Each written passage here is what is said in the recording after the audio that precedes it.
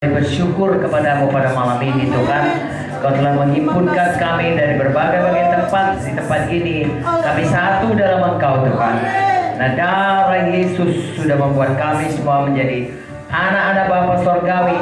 Dan di sini kami berhimpun sebagai anakmu Bapa, sebagai tubuh Kristus. Mana kami bersehati semuanya untuk memuliakan namamu, memuji-muji Engkau, dan juga untuk mendengarkan firman-Mu yang selalu mengubahkan kami dan memberikan kami selalu bertumbuh di dalam Engkau.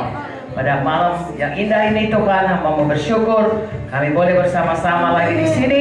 Biarlah firman-Mu Kau rapi lagi Tuhan. Roh Kudus-Mu bekerja sehingga kami mengerti bagaimana mengasihi-Mu, lebih mengasihi-Mu, bagaimana kami boleh menyambut maksud-Mu dalam hidup kami. Karena untuk itulah Engkau sudah menyelamatkan kami, supaya kami diubahkan terus dari hari ke hari semakin menjadi seperti Yesus dan menyampaikan panggilan-Mu dalam hidup kami masing-masing. Terima kasih Tuhan, mau bersyukur Kau sangat memberkati gereja-Mu di Bitung ini Tuhan. Kau besar memberkati semua hamba-hamba-Mu yang ada, baik di Sulawesi Utara, baik juga Tuhan yang dari Gorontalo. Semua sangat Kau berkati. Mereka sangat sehat, kuat, rohani, badan, jasmani, semua sangat berkelimpahan. Kami bersyukur memuji-muji nama-Mu. Terima kasih Tuhan. Juga anak-anak-Mu di sini semua berkati kami semua malam ini. Di dalam nama Yesus dan di dalam nama Yesus kami usirkan semuanya roh jahat, semuanya roh pengganggu yang mencuri firman, yang menolak firman, baru kegelapan, pikiran melayang-layang kami tolak, kami patahkan kuasa-Mu, kami usir di dalam nama Yesus. Terima kasih Tuhan. Darah Yesus melindungi kami, dan terima kasih Roh Kudus yang memimpin semuanya. Dalam nama Yesus kami berdoa. Haleluya. Semua kita berkata amin. Amin. Terima kasih. Silakan duduk sini. Amin. Ya, saudaraku, saya sangat bersyukur gereja ini sangat baik sekali. Amen. Ya, terima kasih Pak Bernard, puji Tuhan. Ya, haleluya. Boleh kami kunjungi Bu? Tuhan Yesus baik. Ya, dulu saudaraku kalau dikatakan mau mengunjungi cabang atau keluar dari kota Medan, maka saya akan pada waktu mula-mula membangun sidang GKI dengan Pak Munte, maka saya akan berharap jalannya jelek, kadang-kadang begitu jelek, banyak lubangnya, begitu banyaknya lubangnya, airnya sih nggak ada ikan sudah di dalam. Kemudian saudaraku, kadang-kadang tidak bisa lewat. Biasanya kita yang naik mobil, kadang-kadang kita yang mengangkat mobil karena sudah mogok, dan lain sebagainya. Itulah saya rasa Bu Sari tahu. Kalau kampung dia dulu kami, saudaraku, jumpa harimau akar, jumpa babi hutan, datang ke sana malam pagi, dan saya pagi harinya harus kerja lagi. Amin.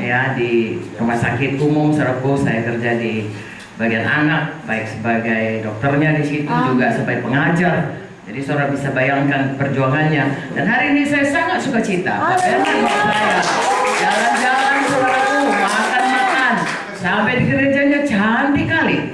Jadi saya sangat bersyukur saudaraku, Tuhan Yesus baik. Amin. Oleh karena itu, haleluya ya. Tuhan sudah memberkati, biar terus Tuhan memberkati. Hari ini kita hormati Tuhan, kita belajar daripada firman-Nya sedikit. Dan waktu sebentar saya datang kemarin, lain kali saya datang lagi. Enggak begitu jauh kok. Haleluya. Tuhan suruh kita ke ujung bumi. Manado belum sampai ujung bumi. Saya mau membacakan dari Filipi 1. Ini seperti hati kami datang kemari, saudaraku. Ada seorang hamba Tuhan yang saudara kenal, yaitu Paulus. Dia sangat merindukan orang-orang Filipi.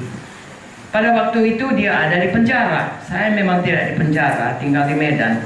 Tapi hati saya juga sama seperti Paulus ini.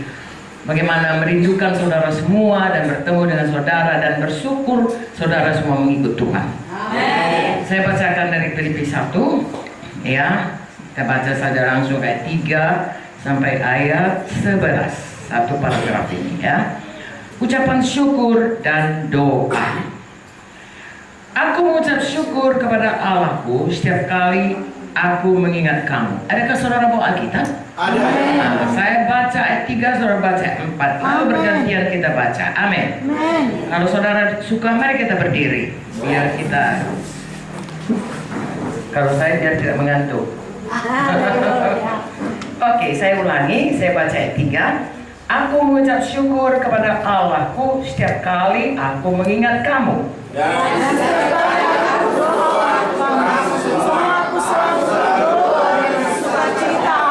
Aku mengucap syukur kepada Allahku karena persekutuanmu dalam berita Injil mulai dari hari pertama sampai sekarang ini.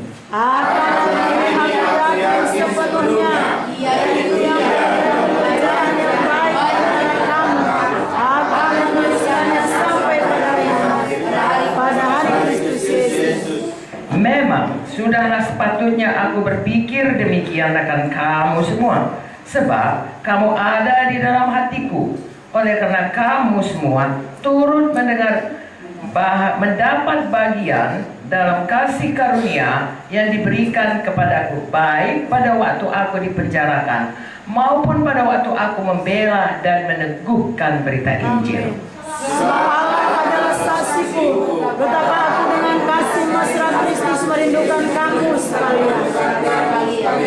Dan inilah doaku, semoga kasihmu makin melimpah dalam pengetahuan yang benar dan dalam segala macam pengertian, Sehingga kamu dapat memilih apa yang baik, supaya kamu suci dan tak bercacat menjelang hari Kristus, penuh dengan buah kebenaran yang dikerjakan oleh Yesus Kristus untuk memuliakan dan memuji Allah. Amin. Silakan duduk, saudaraku. Saudara, kita baru saja membaca bagaimana Paulus ini sangat merindukan sidang Filipi. Saya juga seorang kondimen, memang saya tidak dipenjarakan. Ini ditulis oleh Paulus dari penjara. Dia dipenjarakan oleh karena Injil. Saya memang tidak dipenjarakan, saudaraku, di Medan, ya, tapi pernah juga dibom dan ditembak. Jadi sebenarnya semua kita bisa mengalami seperti Paulus ini. Dan walaupun demikian, keadaan Paulus yang tidak berjumpa dengan orang Filipi dan rindu kepada orang Filipi, demikian juga hati kami, hati saya, hati Kak Vicky, hati Kak Joyce, dan hati kami di Medan. Kepada saudara semuanya, saya kira siapa sih yang baru pertama kali jumpa dengan saya? Semua kebanyakan ya, kecuali hamba-hamba Tuhan ini, yang memang tadinya orang sono. Jadi saudaraku, mengapa kita bisa merindukan dia? Karena kita sudah satu dalam Tuhan. Amin. Karena kasih Kristus ada dalam hati kita. Amin. Karena kita bersaudara dalam Tuhan. Amin. Dan kita ini sama-sama berjuang pada pihak yang sama. Amin. Jadi hati merindukan, mengasihi, ya, saling mau bersekutu, itu ada dalam hati anak Tuhan. Kalau kita baca lagi, saudaraku, Tuhan berkata, dengan inilah orang dunia ini tahu kita murid-murid Tuhan Yesus, kalau kita saling mengasihi. Jadi biarlah itu jadi kepada kita, saudaraku. Ya, walaupun kami jauh di Medan, saudara jauh di sini, marilah kita saling mengasihi. Amen. Ya, rindu bertemu untuk saling memberkati. Amen. Hari ini kami ada di sini selama beberapa hari ini, dalam minggu ini kami minta kepada Tuhan supaya kami dapat memberkati saudara. Amen. Dan saudara sebelumnya pun sudah memberkati kami. Amen. Dari mulai kami sampai tadi sudah sangat diberkati. Haleluya. Sangat diberkati. Saya sangat diberkati kemana saja saya pergi, saudaraku, ke gereja-gereja Tuhan. Amen. Karena kasih Kristus yang melimpah. Amin. Ayat 6. Akan hal ini aku yakin sepenuhnya, yaitu Ia yang memulai pekerjaan yang baik di antara kamu akan meneruskannya sampai kepada akhirnya pada hari Kristus Yesus. Jadi di sini dikatakan Tuhan memulai perkara baik dalam kita, dalam saya, dalam semua kita. Apakah perkara baik itu? Tentunya banyak. Kalau kita bersaksi, banyaklah perkara baik. Kalau dia pernah sakit, dia sembuh, itu perkara baik. Kalau tadinya dia kekurangan, kemudian dia sudah mulai diberkati, itu pun perkara baik. Kalau rumah tangganya pecah atau berantakan, sekarang udah bertambah rukun, itu pun perkara baik. Tapi perkara baik yang dimulai Tuhan yang nomor satu ialah menyelamatkan kita. Amin. mengampuni dosa kita, Amin. membuat kita lahir baru. Amin. Itulah perkara baik yang pertama sekali dibuat Tuhan. Sebab, saudaraku, manusia ini semua sudah berdosa. Ya, dulu saya pikir, saudaraku, saya lebih baik dari orang lain. Mana mungkin lah ke neraka. Ya, dibanding siapa saya lebih baik. Saya nggak tahu firman. Tapi sesudah saya kenal firman, saya tahu memanglah kita semua orang berdosa. Termasuk saya. Sebenarnya banyak dosa saya, banyak. Nggak tahu orang, tapi Tuhan tahu. Dan yang sangat menyedihkan, dosa itu tak dapat tidak upahnya adalah neraka. Apapun kata orang, firman Tuhan berkata, Roma 6:23, upah dosa maut. Ya, bagaimana baiknya pun kita, berapa banyaknya pun sumbangan kita, apapun pangkat kita, bagaimanapun kita di sosmed atau di majalah atau di TV nama kita hebat, tapi kalau dosa kita belum diampuni Tuhan, tetap upahnya maut. Artinya kalau kita mati, kita ke neraka, langsung ke neraka. Saudaraku, itu sangat mengerikan. Saudara tahu bahwasanya manusia ini umurnya sekitar, saya sudah 77 tahun, baru kemarin rasanya teman SMA. Ya, saya masuk kedokteran umur 17, saudaraku, cepat disekolahkan ibu saya. Lalu saya 17 tahun tamat, ya, tahun 1960. Kemudian jadi dokter setelah berapa tahun, jadi spesialis anak. Kemudian saya sekarang ini 77 tahun. Saya baru bertemu dengan teman-teman saya yang juga sepantaran dengan saya, baru tamat sama-sama SMA, sama-sama masuk kedokteran dan panjang umur. Saya sangat bersyukur, saudaraku, ya, saya masih sehat, bisa keliling-keliling. Amin. Haleluya. Ini bukan sedikit, ya, nanti saya kembali lagi. Kadang-kadang hamba Tuhan ini tak mana perginya. Ya, nanti ingatkan saya. Bahwa saya Tuhan mulai yang baik, Tuhan mau meneruskannya. Ya. Tapi yang saya mau katakan pada saudara, saya mendorong terutama saudara yang muda-muda, ya, serahkan hidup saudara kepada Tuhan. Haleluya. Nah, waktu saya mulai, ya, saya tamat dokter, mulai melayani, semua bilang saya gila. Ya, karena saya sudah dosen senior, bukan cuma mengajar orang yang menjadi dokter, orang menjadi spesialis pun saya ngajar. Ya, jadi waktu saya keluar semua bilang saya gila dan marah, mengatakan masa kan jadi pendeta lebih hebat daripada jadi dosen, jadi dokter, jadi. Saya pikir sepertinya lah, pokoknya aku memang gila Tuhan Yesus. Ya. Lalu kemudian saya, saudaraku, ikut Tuhan sungguh-sungguh seperti saya katakan tadi, saudaraku, masuk kampung, keluar kampung, masuk kota, keluar kota, banyak aniaya, dibom, ditembak, dan lain banyak juga enaknya kayak tadi diajak makan. Lalu saudaraku, sudah 77 tahun umur saya. Kemudian pernah sekali saya ketemu teman saya di bandara. Saya bilang, "Hei Anu," saya katakan, teman saya dari kecil, saudaraku, jadi dia nggak mungkin lupa saya. "Siapa kau?" Dia bilang, "Ih, kau ini, aku si Anu," saya kata. Mereka biasa panggil saya Ra. Saya si Ra. Masa? Iya. Dia nggak berani bilang, tapi dia bilang, iya, aku pun mau pergi nih. Udah ya, lain kali jumpa di bandara. Dia mau ke tempatnya, saya mau ke tempatnya. Jadi hanya berpapasan. Tapi dia jumpa dengan orang, dia bilang, aku nggak kenal lah sama dia. Dia segar kali. Amin. Lalu mereka kumpul, mereka membuat satu kesimpulan. Kenapa saya masih segar, kenapa saya suka cita, kenapa saya dia nggak kenal? Karena saya melayani Tuhan. Amin. Dicabutnya semua perkataannya itu. Dicabutnya. Kepala bahagian saya, ya, Profesor Helena namanya. Kalau saya keluar dia marah sekali. Tapi sesudah dia lihat pekerjaan Tuhan, dia bilang, dia juga lah yang betul. Amin. Saudara-saudara, jangan takut menyerahkan diri. Jadi hamba Tuhan, kalau Tuhan memanggil, tidak usah pikir dua kali. Pasti cari dahulu kerajaan Allah dan kebenarannya, sekaliannya pun ditambahkan. Tapi dimulai dulu dari perkara yang baik ini, di mana kita diselamatkan Tuhan karena kita semua manusia sudah berdosa. Amin. Jadi pada waktu kita, saudaraku, mengenal Yesus sebagai Tuhan dan Juru Selamat dan menerima Dia dalam hati kita dan mengaku Dialah Tuhan dalam hidup kita, disitulah perkara baik yang paling ajaib dalam hidup kita, yaitu kita lahir baru. Haleluya. Efesus 2, suruh baca 8, 9 sampai 10 berkata, bukan karena pemberian kita, bukan karena perbuatan baik kita, kita selamat satu-satunya karena Yesus sudah mati bagi kita. Dan kita percaya.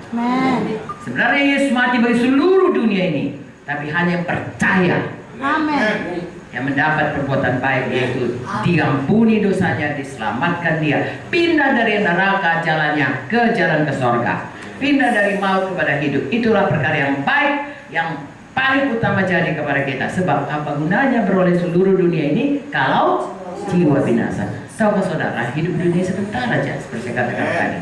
70 tahun saya rasa baru kemarin itu saya tamat. Sekarang sudah 77 tahun, katakanlah 120 tahun bersaya semua anak-anak Tuhan, hamba Tuhan berdoa 120 tahun Bu Muti, 120 tahun, oke lah. Itu sebentarnya itu. Tapi yang paling lama nanti kekekalan. Amin. Di mana kita di kekekalan ditentukan oleh perbuatan perkara yang baik tadi. Kalau kita mengikut Yesus, maka kita ada di sorga. Amin. Kalau tidak punya Yesus, tidak ke sorga, tapi dihukum Tuhan. Hari ini saya percaya, siapa di sini percaya Yesus? Saya. Berarti kita semuanya sudah dapat perkara yang baik dari Tuhan. Haleluya. Tetapi kalau kita baca lagi ayat selanjutnya, saudaraku, walaupun Paulus berkata, "Ku rindu kau terus ada dalam Tuhan." Marilah kita lihat langsung, saudaraku, kepada ayat 9. Dan inilah doaku, semoga kasihmu makin melimpah dalam pengetahuan yang benar, dalam segala macam pengertian, sehingga kamu dapat memilih apa yang baik, supaya kamu suci dan tak bercacat menjelang hari Kristus, penuh buah kebenaran yang dikerjakan oleh Yesus Kristus, memuliakan dan memuji Allah. Dengan singkat saya katakan, saudara, sesudah kita selamat, ada rencana Tuhan bagi kita. Amin. Kalau tidak, mengapa Tuhan, saudaraku, sesudah kita selamat enggak langsung aja kita dibawa ke sorga? Toh sorga itu tempat yang baik, lebih baik dari di dunia ini, karena ada rencana Tuhan. Apakah rencana Tuhan itu? Ada rencana Tuhan bagi diri kita, ada rencana Tuhan memakai kita bagi dunia ini. Perhatikan, saudaraku, saya hanya dikasih Kak Joyce 15 menit.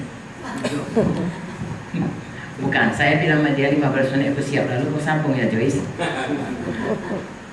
Jadi saya ngomong kalau cepat. Kalau terlalu cepat bilang protes ya, Bu, cepat kali gitu. Ya, tidak. Tidak, Bu. Oke. Jadi ada rencana Tuhan dalam hidup kita. Amin. Seorang pendeta, dia naik taksi. Kemudian di jalan dia cerita, bersaksi dia. Enak kali kalau ikut Tuhan Yesus, dapat sorga kita. Nggak ada yang susah, air mata dia. Semua yang baik-baik mana sorga. Lalu kemudian datang kata tukang taksi, "Pak, Bapak dari tadi cerita surga indah. Kenapa Bapak gak bunuh diri aja biar mati?" Baru Bapak ini mau jawab, karena apa lama aku bilang ya, udah sampai ke tujuan. Diturunkan si tukang taksi lagi, tapi berpikir dia, gimana lah aku nerangkannya ini? Bahwasanya sesudah mati, sesudah kita lahir baru, sudah kita selamat, sudah terima Yesus, Tuhan memberikan kita tinggal di bumi bahkan umur panjang. Amin. Karena ada rencana Tuhan bagi kita. Maka saudara, pada waktu Tuhan menciptakan dunia ini, manusia diciptakan segambar dengan Tuhan. Amin. Dalam buku Kejadian dikatakan kita diciptakan segambar dengan Tuhan, dan kita diciptakan berkuasa. Amin. Memerintah di bumi ini. Yes. Lalu berdosalah manusia, dimulai dari Adam. Roma 5 ayat 17 berkata, gara-gara Adam, semua manusia sudah di bawah perhambaan dosa. Amin. Tapi karena Yesus datang, kita dibebaskan dari perhambaan dosa. Kita menjadi anak-anak Yesus, hamba Yesus, hamba kebenaran, dan hidup berkuasa. Jadi itu harus dinyatakan dalam hidup kita. Amin. Kita itu harus berubah hari lepas hari, karena sebelum kita selamat, sebelum kita lahir baru, banyak dosa. Gaya hidup kita itu gaya hidup berdosa, gaya hidup seperti orang dunia. Makanya saudaraku, kalau kita sesudah selamat tidak bertumbuh, tidak berubah hari lepas hari menjadi seperti Yesus, kita akan menjadi sama kayak orang dunia walaupun sudah selamat. Di dunia ini ada 3 macam orang. Mula-mula 2 macam, yaitu orang yang selamat dan orang yang tidak selamat. Lalu orang yang selamat ini 2 macam.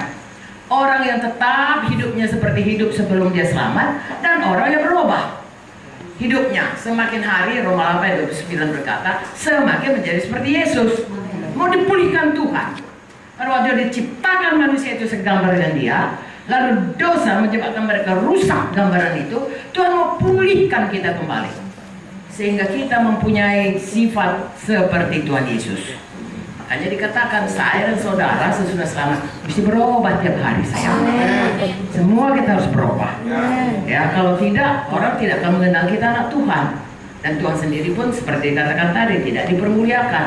Dan rencana Tuhan dalam hidup kita tidak digenapi. Rencana Tuhan begitu kita selamat kita berubah. Itu sebabnya kita dibaptis. Amin. Pada waktu kita dibaptis kita tanamkan semua manusia lama yang suka kepada dosa, yang hidup menurut cara dunia, yang berpikir, saudaraku, kalau buku Efesus berkata taat kepada setan. Coba saudara pikir, ya, saya mengalaminya. Kalau tahun baru, dulu sebelum selamat, kita itu berjanji, aku tahun ini, aku nggak mau lagi bohong. Seminggu, minggu kedua udah bohong lagi. Orang berjudi pun gitu. Waduh, bisa-bisa nih di rumah tangga kacau. Aku nggak mau lagi berjudi, nggak mau lagi minuman keras. 2 minggu, habis 2 minggu balik lagi. Tidak ada kuasa, masih hamba dosa. Tapi dalam Yesus Tuhan memberikan kita kuasa. Nanti Kak Vicky cerita kuasa itu. Amin. Kuasa kita sanggup menang. Bahkan lebih dari orang yang menang. Untuk kemuliaan Tuhan. Amin. Haleluya. Jadi saya dan saudara semua harus bertumbuh. Amin. Sudah selamat, nanti kami pulang ke Medan, saudara tetaplah bertumbuh. Amin. Haleluya. Saya bersuka cita tentu gereja ini bertumbuh dari sederhana menjadi begini baik. Amin. Bagus sekali. Itu gambaran kita juga. Kita inilah sebenarnya gereja rumah Tuhan. Amin. Kita pun harus bertumbuh. Amin. Ini ada pohon-pohon ini semuanya ya. Itu pasti tahun muka kalau saya datang bertambah besar. Amin. Tapi yang ini nggak bertambah besar. Haleluya. Kenapa ini nggak tambah besar? Karena dia mati. Ini mati. Iya. Yang di luar itu hidup. Hidup. Iya. Kita ini hidup. Amin. Harus bertumbuh. Ya, di sini dikatakan tadi bagaimana supaya kita bertumbuh dalam pengenalan. Ya, inilah saya baca lagi 9 doaku, semoga kasihmu semakin melimpah dalam pengetahuan yang benar, dalam segala macam pengertian, sehingga kamu dapat memilih apa yang baik, supaya kamu suci dan tak bercacat menjelang hari Kristus, penuh dengan buah kebenaran dikerjakan oleh Yesus Kristus untuk memuliakan dan memuji Allah. Saya bacakan Roma 12 ayat 2. Ini lebih nanti saudara lebih ingat kalau saudara baca, ya kita baca Roma 12 ayat 1 dan 2, ya. Karena itu saudara-saudara, demi kemurahan Allah, aku menasihatkan kamu supaya kamu mempersembahkan tubuhmu sebagai persembahan yang hidup, yang kudus, yang berkenan kepada Allah. Itu adalah ibadahnya sejati. Ayat 2, perhatikan sayang. Janganlah kamu menjadi serupa dengan dunia ini, tetapi berubahlah oleh pembaharuan budimu, sehingga kamu dapat membedakan manakah kehendak Allah, apa yang baik, yang berkenan kepada Allah, dan yang sempurna. Jangan seperti orang dunia. Jadi saya dan saudara harus berubah. Amin. Dikatakan di sini berubah, baik, berkenan, sempurna. Baik saudaraku ya, saya percaya sesudah kita selamat, gak mau lagi kita yang gak baik itu. Tetapi kadang-kadang baik belum tentu berkenan kepada Tuhan.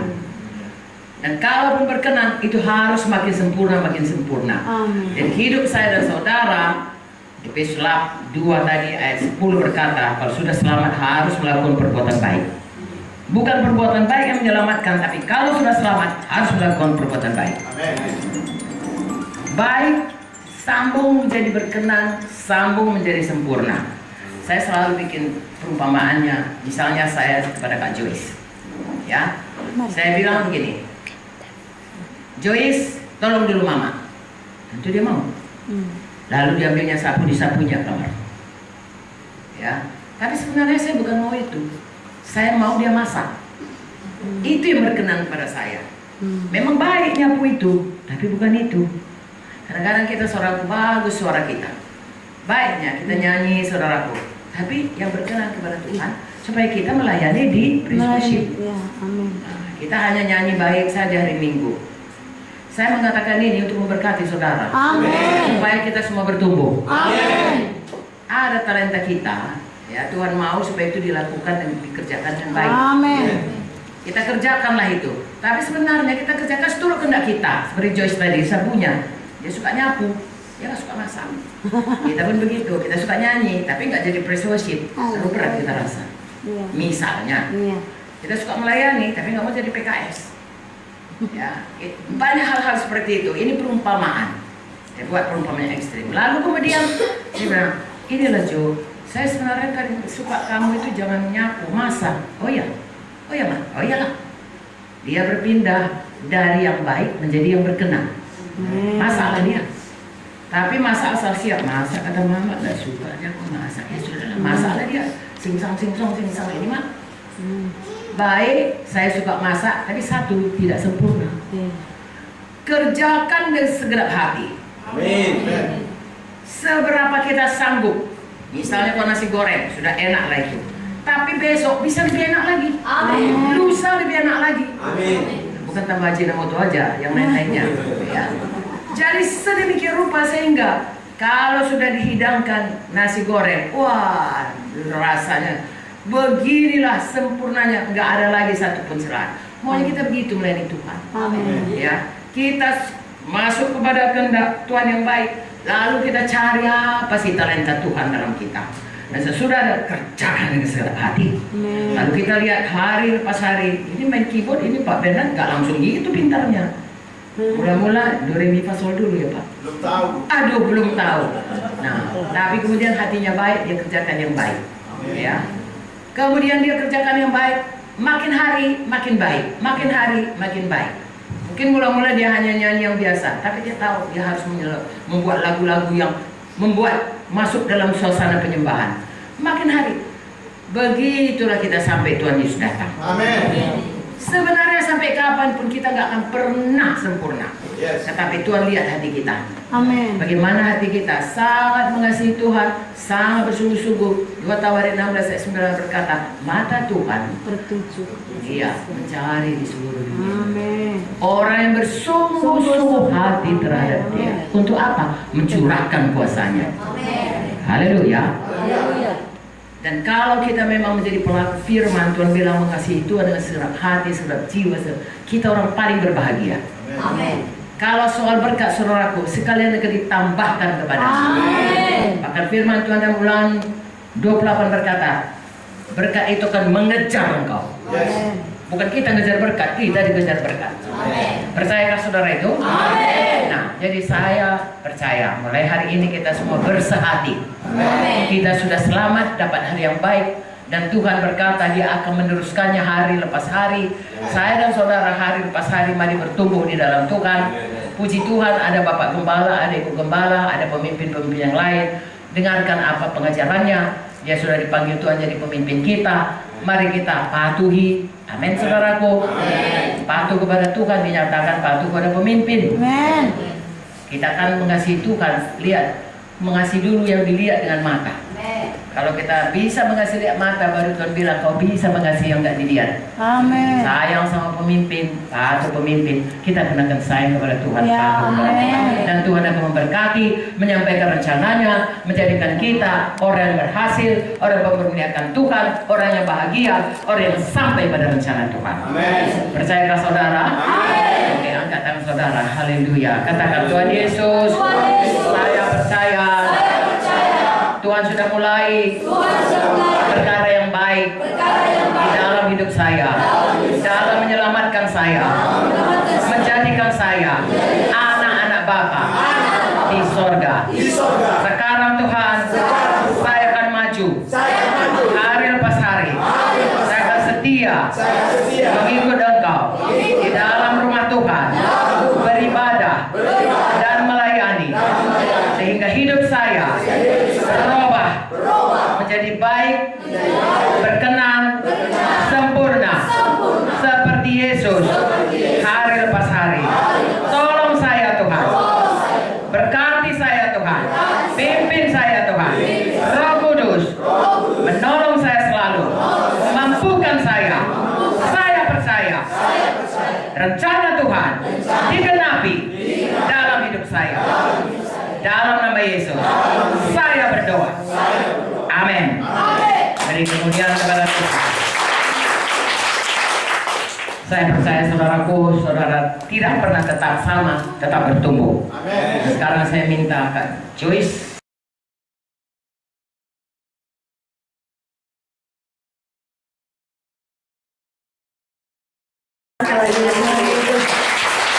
Haleluya. Puji Tuhan. Kita mau baik, berkenan dan sempurna. Contohnya tadi cocok kali ya. Saya memang tidak pintar masak, Bapak Ibu Saudara. Dalam kita bertumbuh menjadi baik, berkenan dan sempurna, tak dapat tiada kita akan mengalami berbagai bentukan Tuhan. Dan di dalamnya termasuklah penderitaan. Dan malam hari ini saya justru mau meneguhkan Bapak Ibu Saudara, dalam kita bertumbuh, dalam kita dibentuk, dalam kita menghadapi penderitaan, kita tetap maju terus. Bahkan kita bersuka cita. Dalam ucapan bahagia, dalam buku Matius 5 mengatakan kita harus berbahagia, bergembira, bersuka cita. Kalau kita mendapat pengalihan karena Kristus, karena demikian juga telah dianiaya nabi-nabi yang sebelum kita. Jadi sebenarnya Alkitab ini tidak pernah menjanjikan kalau kita sudah lahir baru, kalau kita sudah penuh Roh Kudus, bahkan kalau kita sudah melayani Tuhan, maka hidup kita terus senang aja, gak ada masalah, gak ada penderitaan. Gak pernah itu dijanjikan Tuhan. Tapi justru Tuhan berkata dalam buku Yohanes 16:33, di dalam dunia ini kamu akan menderita penganiayaan, tetapi kuatkan dan teguhkanlah hatimu, aku telah mengalahkan dunia. Kemenangan Yesus adalah kemenangan kita juga. Sebabnya apapun yang terjadi di masa yang akan datang, apakah itu berkat yang melimpah atau sebaliknya penderitaan, aniaya yang harus kita alami, dua-duanya membuat kita maju terus, baik, berkenan, sempurna. Karena ada juga orang semakin diberkati dia, lupa dia, sudah senang hidupnya, sudah puas. Misalnya kalau kita sakit sudah disembuhkan, kalau kita tadinya datang kepada Tuhan kita berhutang, sekarang sudah diberkati dengan materi. Atau kalau tadinya kita belum berkeluarga, sekarang sudah berkeluarga. Atau kalau dulu keluarganya berantakan, sekarang sudah dipulihkan. Lalu kita lupa menjangkau jiwa bagi Yesus. Kita lupa untuk melakukan yang berkenan. Saya percaya menginjil itu berkenan di hati Tuhan. Amin, saudara. Kita lupa untuk berdoa bagi orang lain, khususnya bagi jiwa-jiwa yang sakit. Jangan demikian. Berkat sebesar apapun, biarlah terus membuat kita bertumbuh. Biarlah Tuhan, ya seperti Filipi 1 ayat 6 tadi berkata, yang telah memulai pekerjaan baik di dalam kita, Dia yang meneruskan hingga pada akhirnya pada hari Kristus Yesus. Tapi dari pihak kita harus mau. Karena Tuhan tidak pernah memaksa siapapun. Tuhan memberikan kepada kita hati yang memiliki kehendak bebas.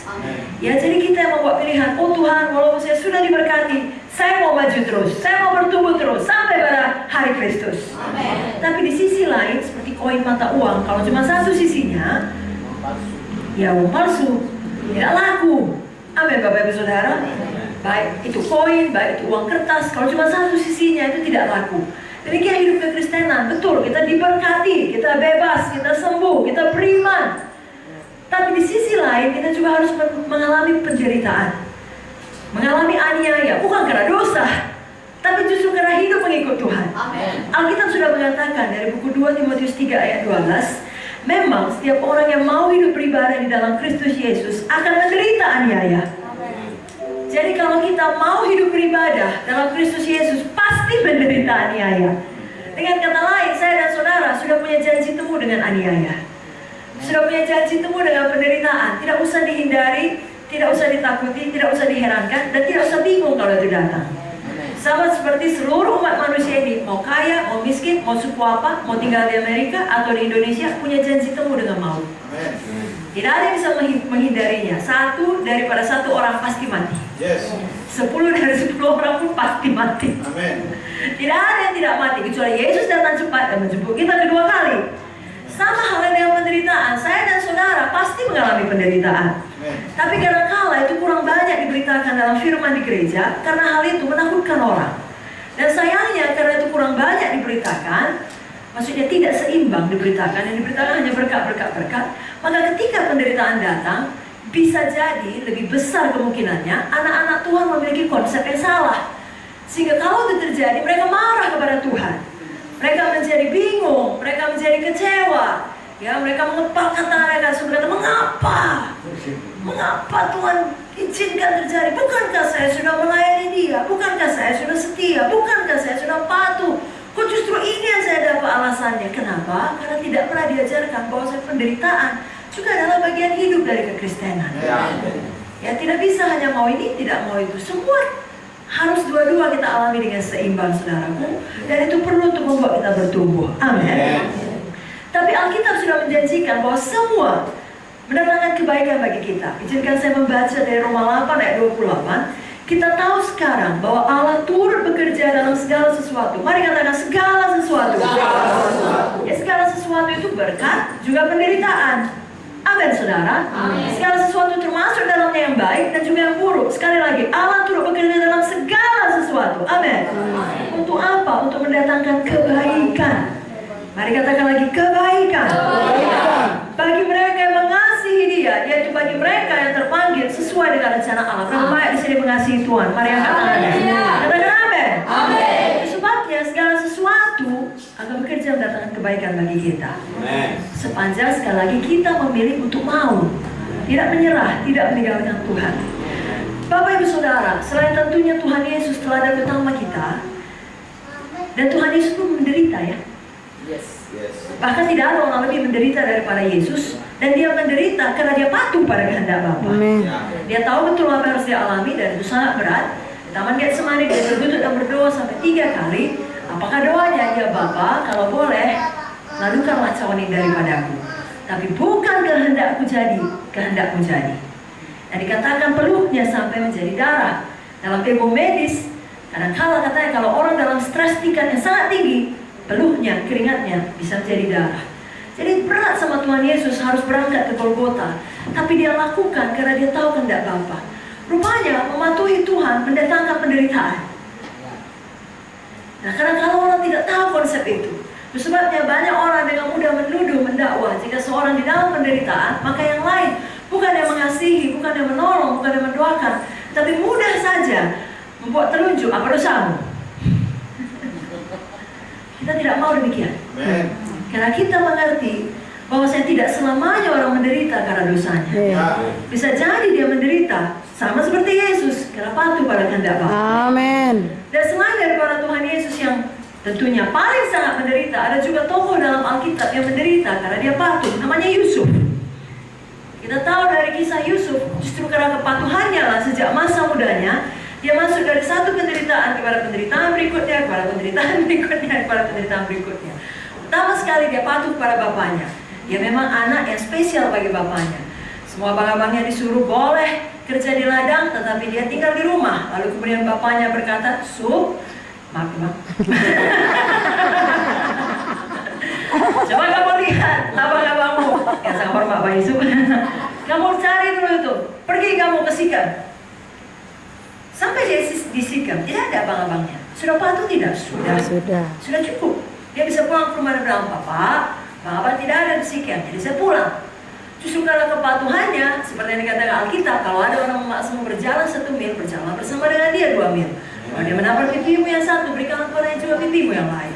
Kalau dia meminta bajumu, berikanlah kepada dia juga jubahmu. Itulah yang dilakukan oleh Yusuf. Tidak ada abang-abang di Sikem, ada yang memberikan informasi. Mereka di Dotan, tidak ke Dotan. Karena patuhnya. Sampai Dotan, apakah upah kepatuhannya? Apakah dia mendapatkan kemuliaan, pengangkatan? Dari jauh, mari kita bunuh dia. Singkat cerita, tidak dibunuh, tapi dimasukkan ke dalam sumur. Lalu kemudian dijual. Dari seorang yang begitu nyaman hidup di rumah bapaknya, jadi seorang budak. Sekejap saja berubah. Tapi dari seorang budak, pertama dijual kepada saudagar Ismail, lalu kemudian dijual lagi di Mesir kepada rumah Potifar, seorang kepala serdadu daripada Firaun. Yusuf tetap takut akan Tuhan. Ya, dia tidak keluar daripada jalan Tuhan. Bahkan kemudian dia mendapat godaan. Istri Potifar, Mama Poti, mulai main mata. Kelilipan. Bang Yusuf, sini dong. Dia mengajak untuk melakukan perbuatan najis bersama dengan dia. Lagi-lagi karena patuh pada kehendak Bapa. Tidak mau. Di manakah Yusuf landing? Apakah dia landing mendapatkan penghargaan dari Potifar? Memang istriku itu binar Yusuf. Kau berhasil menjinakkan dia. Ini kuangkat gajimu lebih tinggi. Tidak, dia landing di penjara untuk waktu yang tidak ditentukan. Nah, seluruh dunia berpendapat betul lah itu. Jadi dari dulu sudah ada hoax. Di dalam pikiran seluruh dunia, Yusuf memang jahat. Gak tahu diuntung, main gila sama istri bos sendiri. Sudah diangkat pun justru main gila. Patut di penjara sampai busuk, sampai mati. Kenapa? Karena patut. Tidak patut itu semua Yusuf menahan penderitaan. Tapi di penjara, dia ketemu dengan juru minuman dan juru makanan daripada Firaun. Singkat cerita, dia tolong juru minuman, mukanya sedih.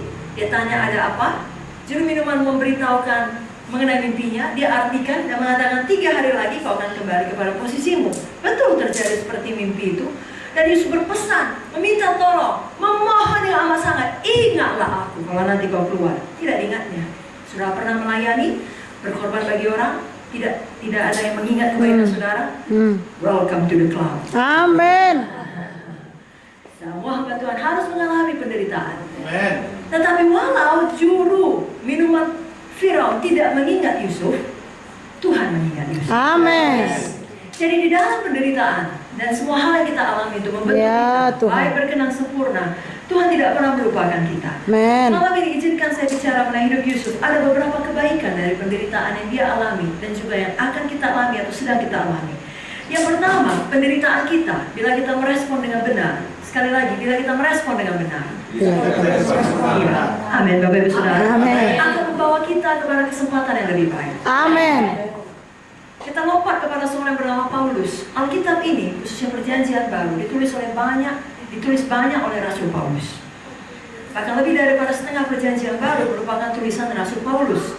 Apakah Bapak Ibu Saudara kira-kira tahu dari mana dia menulisnya? Penjara. Dari penjara. Kalau tadi dia tidak di penjara, dia akan terus menginjil. Iya. Dia akan terus keliling. Dia akan terus melayani. Justru karena dia di penjara, mengalami penderitaan, pengalaman penjara, itu membuka kesempatan lebih baik sehingga dia menulis surat kepada sidang-sidang. Tapi kemudian Roh Kudus, Tuhan sendiri yang mempreserve, ya, memastikan surat-surat itu tetap awet, tetap terjaga, terlindungi, bahkan kemudian disusun menjadi Alkitab. Bukan hanya memberkati sidang pada masa itu seperti yang dipikirkan Paulus, seperti yang dimaksudkan Paulus, tapi memberkati semua sidang sampai pada akhir zaman. Amin. Amin. Amin. Jadi asal kita lakukan bagian kita, Tuhan akan lakukan bagian. Amin. Tahukah saudara, kitab Wahyu yang menerangkan mengenai kedatangan Tuhan kedua kali dan semua hal di masa yang akan datang juga ditulis oleh seorang rasul namanya Yohanes, di mana? Di Pulau Patmos, bukan pada waktu dia bersenang-senang, tapi karena dibuang, dikucilkan, dan tidak boleh keluar dari Patmos. Memang mati tua, tapi sama juga mati martirnya itu, dibuang di Pulau Patmos. Terus di situ terbukalah langit, Amin. terbukalah pewahyuan, tertulislah kitab Wahyu. Haleluya. Sehingga kita tahu apa yang akan terjadi di masa yang akan datang. Amin. Dan sebuah buku yang sangat berharga setelah Alkitab, katanya seluruh umat Kristen harus tahu cerita itu setelah Alkitab, yakni buku perjalanan seorang musafir. Atau dalam bahasa Inggris katakan Pilgrim Progress. Tahu saudara, ditulis oleh seorang bernama John Bunyan. Lagi-lagi di mana? Di penjara. Jadi penderitaan kita dapat membuka kesempatan lebih baik. Kalau kita ikut di dalamnya. Pada waktu itu terjadi mungkin kita tidak mengerti. Setelah selesai itu, kita mengerti. Makanya waktu itu terjadi, kita percaya kepada Tuhan. Amin. Kalau Yusuf tidak masuk penjara, dia tidak akan ketemu dengan juru minuman Potifar. Itulah jembatan penghubung kepada penguasa yang mengangkat Yusuf untuk menjadi wakilnya. Amin. Maaf, bukan Potifar, Firaun. Firaun. Juru minuman Firaun. Jadi kadang-kadang saudara menderita, Tuhan perjumpakan dengan orang yang tepat, di tempat yang tepat, pada waktu yang tepat. Amin. Membuka kesempatan yang lebih baik. Yes, haleluya. Percaya nggak, saudara? Amin. Haleluya. Haleluya.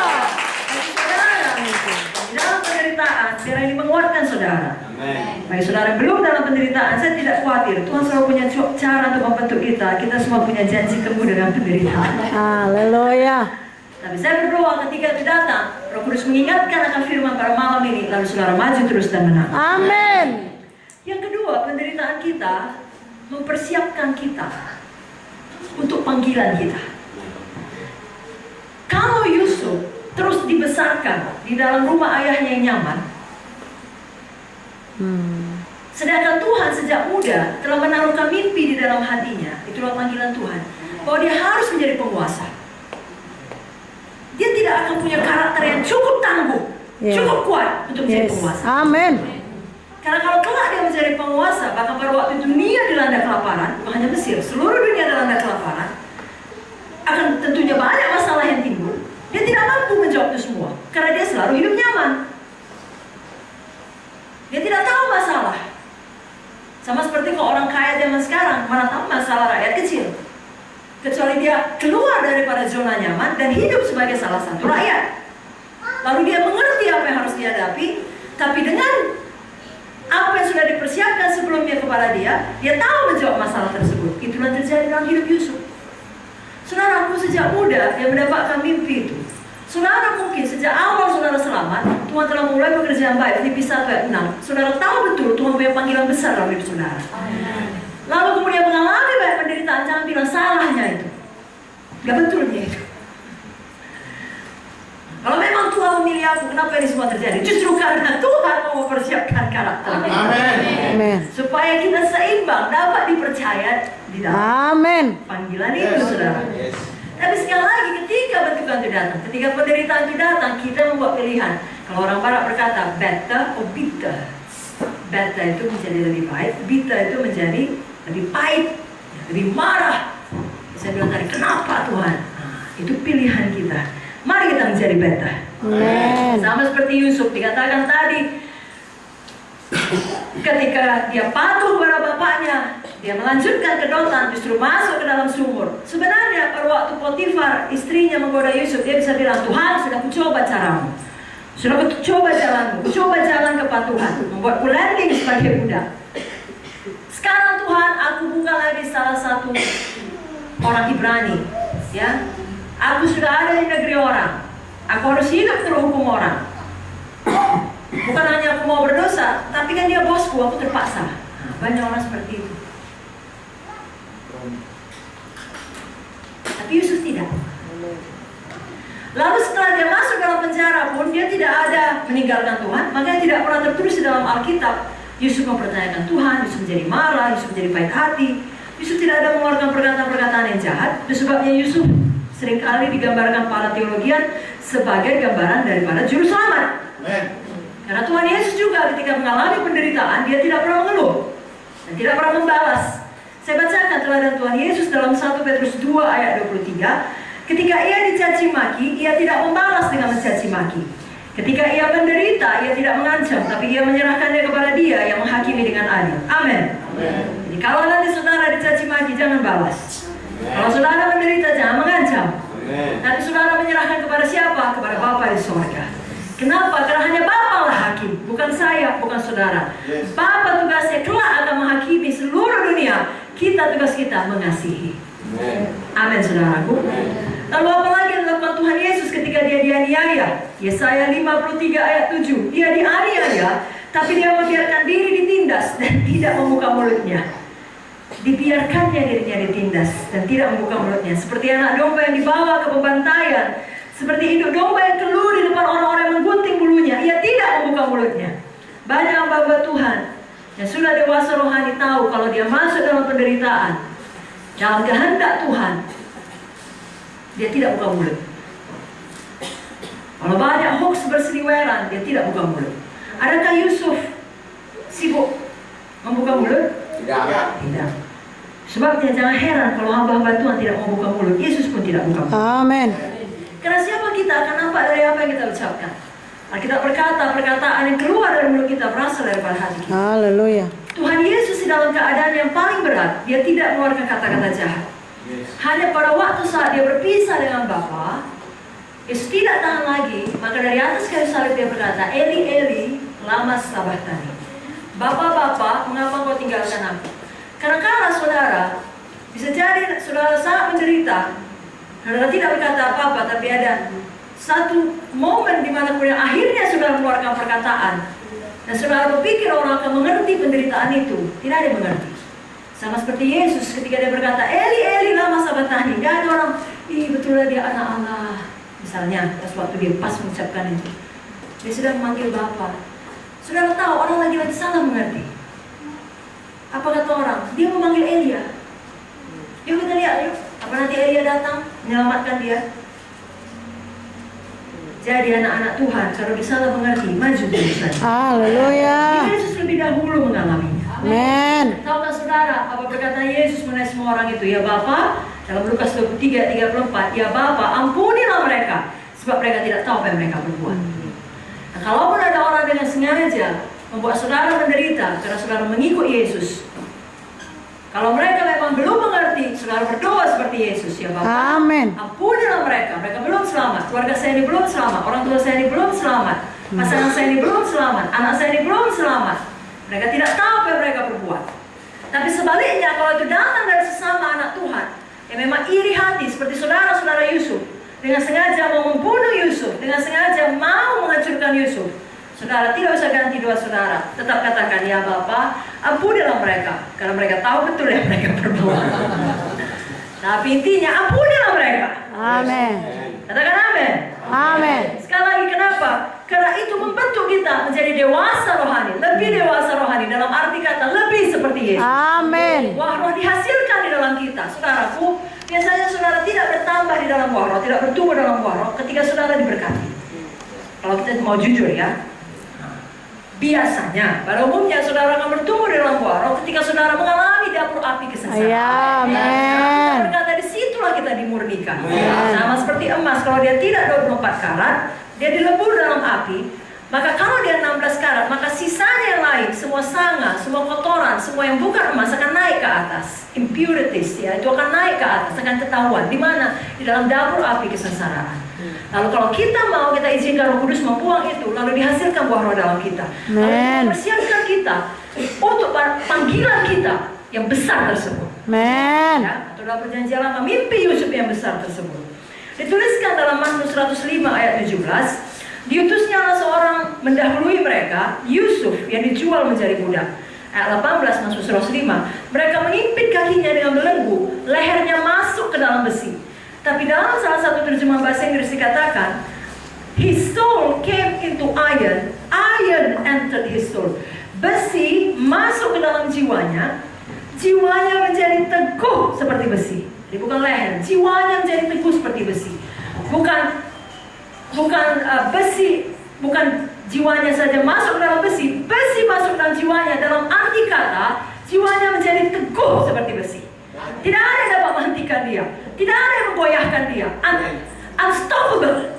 Ya, tidak bisa dihentikan. Amin. Dia percaya pada Tuhan, dia maju terus. Yes, haleluya. Dimanakah Yusuf mendapatkan semua pengalaman yang mendewasakan dia, sehingga dia kemudian layak sepadan dengan panggilan atau mimpinya yang besar. Amen. Di dalam rumah ayahnya tidak, di dalam pengalaman penjara. Amen. Saya dan saudara pun kerap kali akan mendapatkan pengalaman-pengalaman tersebut untuk mendewasakan kita, mempersiapkan kita pada panggilan kita. Amin.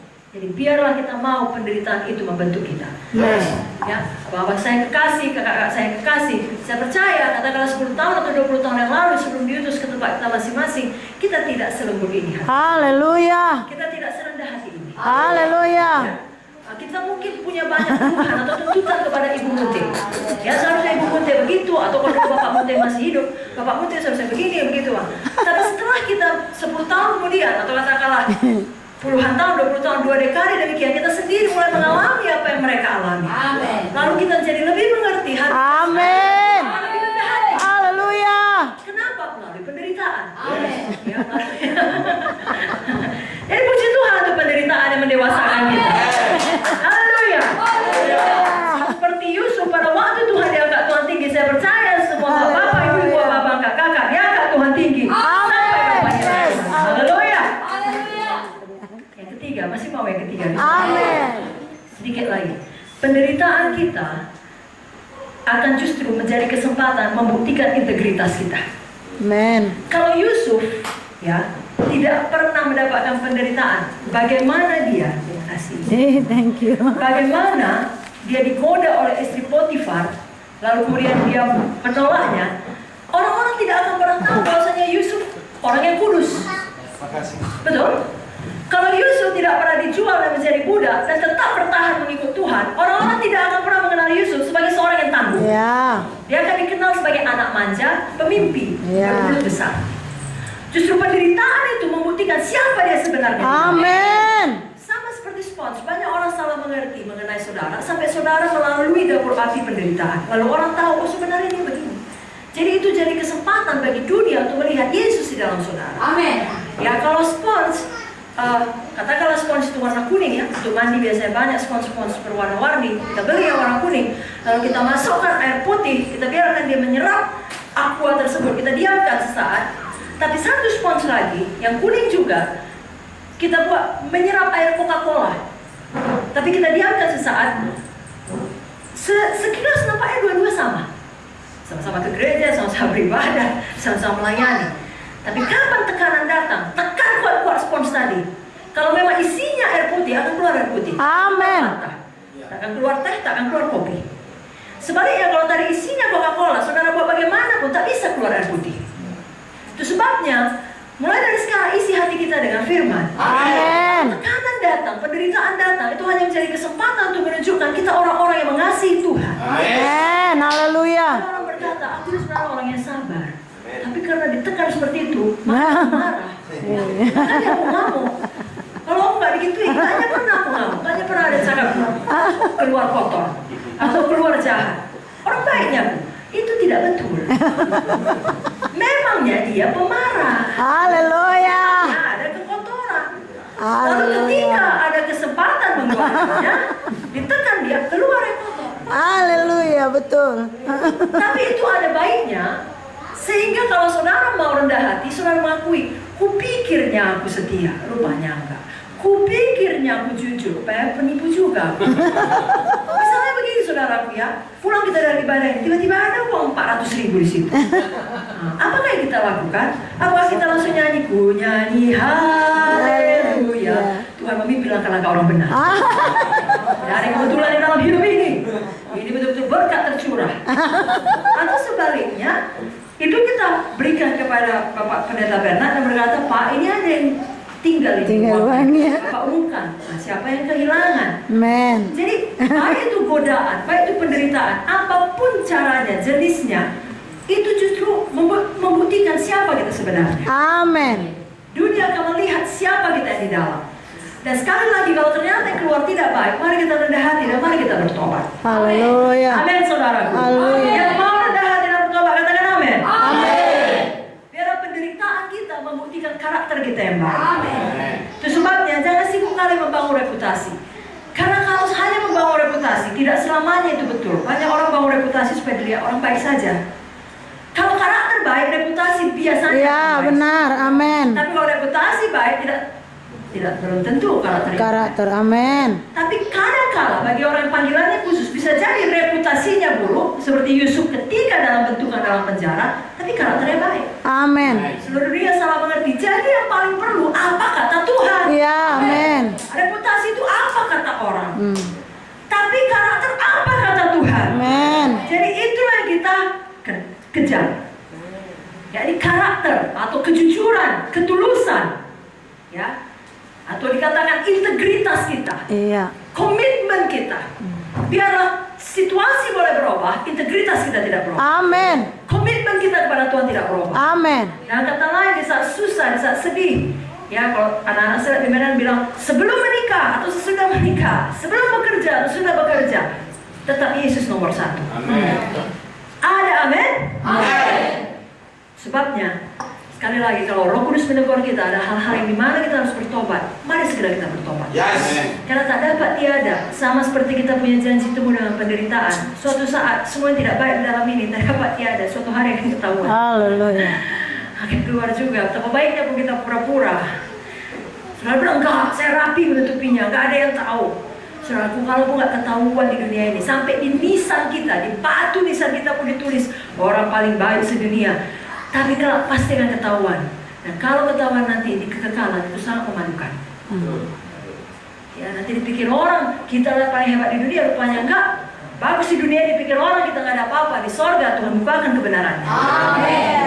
Ya, karena Amin. Tuhan sudah berjanji, aku akan memunculkan kebenaranmu seperti terang dan hakmu seperti siang. Tapi Tuhan memang tidak pernah mengatakan di dunia ini saja pasti. Bisa jadi di dunia akan datang. Tapi Tahukah saudara, seperti kata Ibu Munte tadi, dunia akan datang, itulah yang sebenarnya.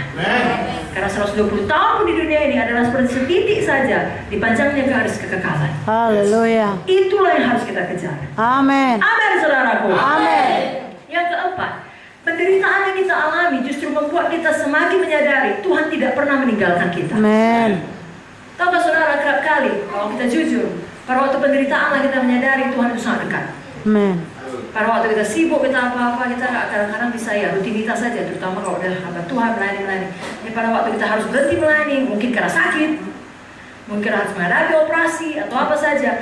Justru di ruang operasi, di kamar rumah sakit, di mana tidak ada orang bisa saudara jumpai, handphone pun dilarang, tidak bisa lihat-lihat lagi. Nah, saudara mendekat pada Tuhan, dan saudara lihat Tuhan baik, Tuhan setia, Tuhan Amin. Saudara sadari Tuhan tidak pernah meninggalkan saudara. Amin. Amin, saudara. Amin. Tahukah saudara, dalam Kejadian 39 ayat 20-21 saya bacakan mengenai Yusuf. Lalu Yusuf ditangkap oleh tuannya dan dimasukkan ke dalam penjara, tempat tahanan-tahanan raja dikurung. Demikianlah Yusuf dipenjarakan di sana. Tapi Tuhan menyertai Yusuf. Amin. Katakan, Tuhan menyertai Yusuf. Tuhan menyertai Yusuf. Dan melimpahkan kasih setianya kepadanya dan membuat Yusuf kesayangan bagi kepala penjara itu. Luar biasa, bukan? Tuhan menyertai Yusuf. Berarti Tuhan ikut masuk penjara. Kalau dalam kisah Sadrak, Mesak, Abednego, Kak Vicky selalu mau barang hal itu. Tuhan ikut masuk ke dalam dapur api. Ya. Tuhan ikut ada di sana, bahkan nampak oleh raja. Amin. Betul? Betul. Itu sebabnya jangan takut akan penderitaan. Haleluya. Jangan takut akan sengsara. Haleluya. Jangan takut akan bentukan Tuhan. Amin. Kenapa? Karena jaminan kita Tuhan tidak pernah meninggalkan kita. Amin. Amin. Ibrani 13 ayat 5 jelas dikatakan, aku sekali-kali tidak akan membiarkan engkau. Yes. Dan aku sekali-kali tidak akan meninggalkan engkau. Amin. Sebab itu dengan yakin kita dapat berkata, Tuhan adalah penolongku. Aku tidak akan takut. Apakah yang dapat dilakukan manusia dalam aku? Hanya satu yang bisa memisahkan kita dengan Tuhan. Bukan situasi yang berat. Hanya satu saja yang bisa. Dosa kita. Sebabnya kalau penderitaan datang, pastikan itu bukan karena dosa. Sepanjang hati nurani saudara tidak menuduh saudara, walaupun kita belum sempurna. Tapi kalau itu bukan karena dosa saudara, maju saja, walau seluruh dunia melawan saudara. Karena yang jelas Tuhan menyertai saudara. Amin. Tapi kalau memang ada bagian kita, ada dosa kita bertobat. Amin, saudara. Amin. Dan tidak perlu marah pada Tuhan kenapa ini jadi, karena memang hasil taburan kita. Apa yang kita tabur harus kita tuai, itu hukum Tuhan. Ya, bukan Tuhan tidak mengampuni atau tidak memulihkan. Sama seperti kalau ada seorang gadis, ya, masuk ke dalam dosa percabulan, dosa kenajisan, lalu hamil lagi di luar nikah. Bukan Tuhan tidak bisa mengampuni kalau dia mohon ampun pada Tuhan, ya dia ampuni Tuhan. Tapi kan setelah dia ampuni bukan hilang janin itu, Iya. hilang, kan enggak? Harus dihadapi. Kalau ternyata laki-laki tersebut tetap jahat meninggalkan dia harus hidup sebagai orang tua single. Dia harus membesarkan anak sendirian. Bukan Tuhan tidak bisa memulihkan, bisa Tuhan pakai anak itu jadi hamba Tuhan. Amin. Tapi tetap ada harga yang dibayar akibat dari dosa tersebut. Itu sebabnya kita tidak boleh sesat. Apa yang kita tabur akan kita tuai. Mari pilih untuk menabur dalam kebenaran. Amin. Karena, saudaraku, kalau kita menabur dalam kebenaran, artinya kita patuh kepada firman. Ketika penderitaan datang, ketika masalah datang, ketika semua yang buruk-buruk datang, kita akan tetap bertahan. Amin. Tahukah saudara, orang yang patuh kepada firman dapat masalah. Orang yang tidak patuh pada firman juga dapat masalah. Percaya saudara itu? Iya. Saya bacakan ayatnya. Matius 7 ayat 24. Setiap orang yang mendengar perkataanku ini dan melakukannya, ia sama dengan orang yang bijaksana yang mendirikan rumahnya di atas batu. Kemudian turunlah hujan, datanglah banjir, lalu angin melanda rumah itu. Tapi rumah itu tidak roboh, sebab didirikan di atas batu. Tapi setiap orang yang mendengar perkataanku ini dan tidak melakukannya, ia sama dengan orang yang bodoh yang mendirikan rumahnya di atas pasir. Kemudian turunlah hujan, datanglah banjir, lalu angin melanda rumah itu, sehingga robohlah rumah itu dan hebatlah kerusakannya. Jadi sekali lagi, kalau anak Tuhan, orang Kristen, bahkan hamba Tuhan dapat masalah dalam bentuk apapun, jangan dihakimi. Karena Alkitab sudah jelas-jelas mengatakan semua dapat masalah. Mau baik nggak baik, dua-dua dapat masalah. Bedanya adalah Orang yang mendirikan rumah di atas pasir, yang tahu firman tapi tidak melakukannya, ketika badai datang, ketika angin melanda, artinya ketika masalah datang, ketika penderitaan datang, tidak tahan, dia akan roboh. Nah, hebatlah kerusakannya.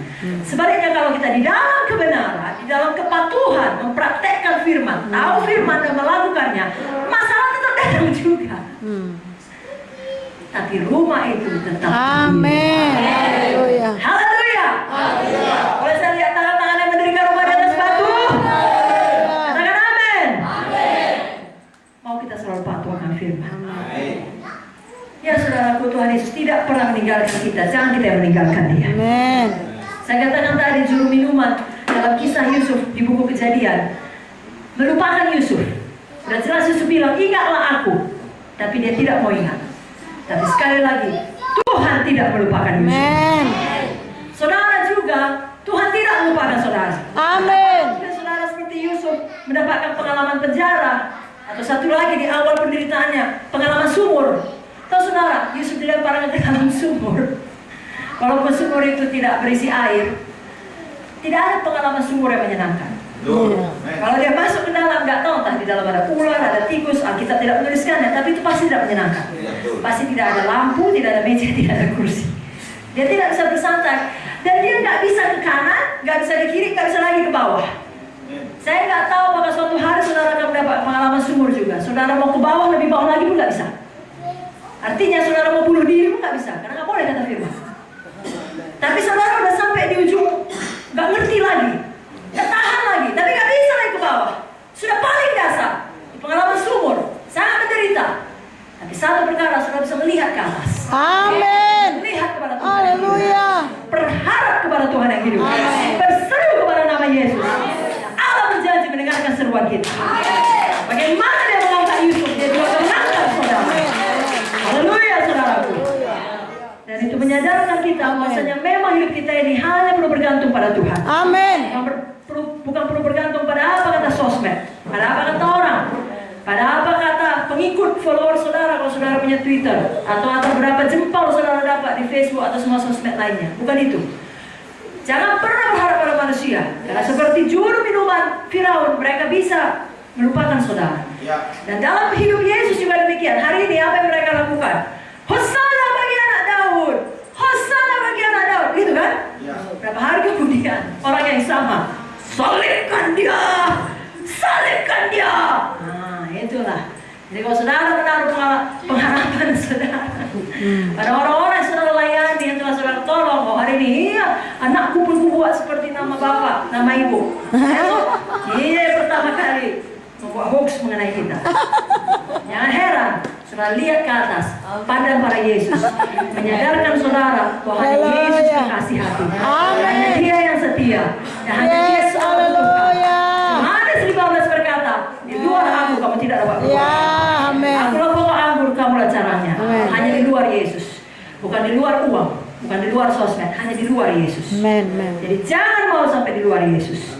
Biar selalu di dalam Yesus dan Yesus dalam kita. Katakan amin. Sekali lagi amin. Dan yang terakhir malam ini, saya serahkan kepada Ibu Pendeta Victoria sebentar lagi. Yang kelima yang terakhir, penderitaan yang kita alami mempersiapkan hati kita untuk pelayanan. Tahu saudara, Yusuf, saya bacakan ayatnya ya, Kejadian 40 ayat 6 sampai 7. Ketika pada waktu pagi Yusuf datang pada mereka, segera dilihatnya bahwa mereka bersusah hati. Lalu ia bertanya kepada pegawai-pegawai istana Firaun yang ditahan bersama-sama dengan dia dalam rumah tuannya itu, mengapakah hari ini mukamu semuram itu? Jadi ayatnya mengatakan, di penjara yang sama, suatu hari masuk juru makanan, juru minuman, lalu mukanya muram. Mereka nggak ada minta tolong, nggak ada cerita, hanya mukanya muram. Yusuf dengan sukarela menawarkan diri. Kenapa? Karena Yusuf sudah lebih dahulu mengalami penderitaan itu. Bahkan dia masuk penjara lebih dahulu tanpa kesalahan. Jadi dia tahu perasaan itu. Dia ngerti pada waktu mukanya muram, dia datang. Dia lebih sensitif. Hatinya lebih peka terhadap penderitaan orang tersebut. Amin. Kenapa? Karena dia memilih untuk mau dibentuk Tuhan. Bisa juga, oh samalah kita. Aku pun begini, kau pun ikut mampus. Nah, bisa. Maafkan perkataan kasar. Tapi untuk menerangkan, bisa juga dia pilih yang berbeda. Tapi Yusuf tidak. Tahukah saudara, kerap kali anak-anak Tuhan yang sama sekali tidak mengalami penderitaan, langsung mendapatkan kedudukan yang tinggi atau jabatan yang membuat dia tenang. tidak begitu peduli dengan orang lain. Bagi mereka itu hanya angka, hanya gol. Ya, mereka tidak begitu peduli. Tetapi kalau saudara pernah melihat penderitaan, saudara lebih sensitif akan itu. Bagi bapak itu saudara yang mungkin datang dari keluarga tidak punya ayah dan tidak punya ibu, dan merasakan sakitnya tubuh besar tanpa ayah, tanpa ibu. Kalau kemudian menjadi kepala sidang, masuk seorang anak muda atau seorang anak gadis, altar call, nangis, lalu kemudian setelah ibadah ditanya, apa ceritanya, apa latar belakangnya, lalu dikatakan persis seperti hidup saudara, tidak punya ayah atau tidak punya ibu. Saya yakin dengan segera saudara mengepakkan sayap saudara untuk melindungi dia. Karena ada satu bond yang khusus, satu hubungan yang khusus. Sudah mengerti penderitaan. Amin. Kebanyakan orang-orang yang menyerahkan hidupnya untuk melayani pemakai narkoba adalah tadinya bekas narkoba. Amin. Sudah mengerti? Mengerti. Orang-orang yang dibesarkan di panti lalu kemudian berhasil, biasanya adalah orang-orang yang kelak setelah berhasil menolong lagi anak-anak panti. Penderitaan yang dia alami mempersiapkan dia untuk pelayanan. Ada seorang anak muda, dia punya mimpi yang besar untuk hidupnya, sehingga cerita dia berhasil dan sukses, dia menikah dengan gadis pujaan hatinya, tapi terjadi hal yang tak pernah diinginkan, tak pernah dimimpikannya. Anaknya lahir autis. Semua cara sudah dicoba, sudah berdoa, sudah datang kepada pendeta, tetapi anak tetap autis. Lalu kemudian mujizat datang dalam bentuk yang tidak diharapkan. Diterima itu, sungguh-sungguh mendidik anak itu. Begitu berhikmatnya sehingga anak itu bisa mengerti Yesus, bisa berfungsi seperti orang normal walaupun dengan autisnya. Lalu dibuatnya lah satu kurikulum pendidikan berbasiskan Alkitab kepada seluruh anak autis yang kemudian disetujui oleh pemerintahan salah satu negara bagian Amerika, disusul dengan semua negara bagian lainnya, memberkati ribuan bahkan jutaan. Haleluya. Kenapa bisa demikian? Datang dari penderitaan. Amin. Oke, mari kita berikan tepuk tangan bagi Tuhan Yesus. Luar biasa Tuhan. Kalau seorang yang pernah divonis kanker dan dikatakan tidak ada bisa jaminan untuk hidup, hanya sekian puluh %. Lalu dilaluilah semua pengobatan medis disertai dengan iman. Rambutnya habis, alis mata pun habis, sudah kayak pocong kan? Tubuh menjadi kurus, makan tidak bisa, sebegini. Tapi dilalui semua, lalu akhirnya sembuh. Dan kemudian ketika diperiksa dikatakan cancer free. Itu biasanya orang-orang dari jarak 100 meter pun sudah tahu mana penyakit kanker. Punya hati yang khusus untuk mereka. Kalau dia mau dibentuk Tuhan, dipersiapkan Tuhan untuk pelayanan. Sebabnya Bapak Ibu Saudara, sekali lagi jangan takut dengan penderitaan jenis apapun. Masing-masing kita ada panggilan Tuhan. Amin. Dan Tuhan punya jalannya masing-masing untuk membawa kita, saudara. Amin. Mari kita mau. Amin. Dan Roh Kudus memampukan kita. Amin. Biar kita terus bertumbuh. Amin. Baik, berkenan dan sempurna. Amin. Haleluya. Haleluya. Saya serahkan kepada Ibu Pendeta Victor. Haleluya.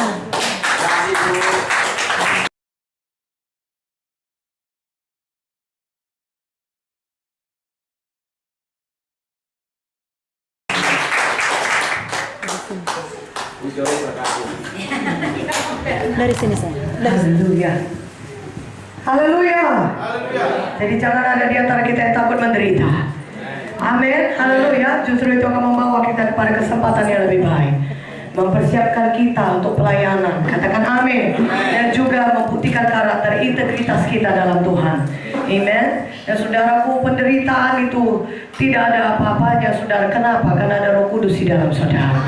Kenapa saya bilang tidak ada apa-apanya? Bukan tidak ada apa-apanya, tapi saya mau katakan kepada saudara seperti kata Ibu Joyce, justru memberikan kesempatan yang lebih baik, dan kita sanggup menahankannya karena ada Roh Kudus.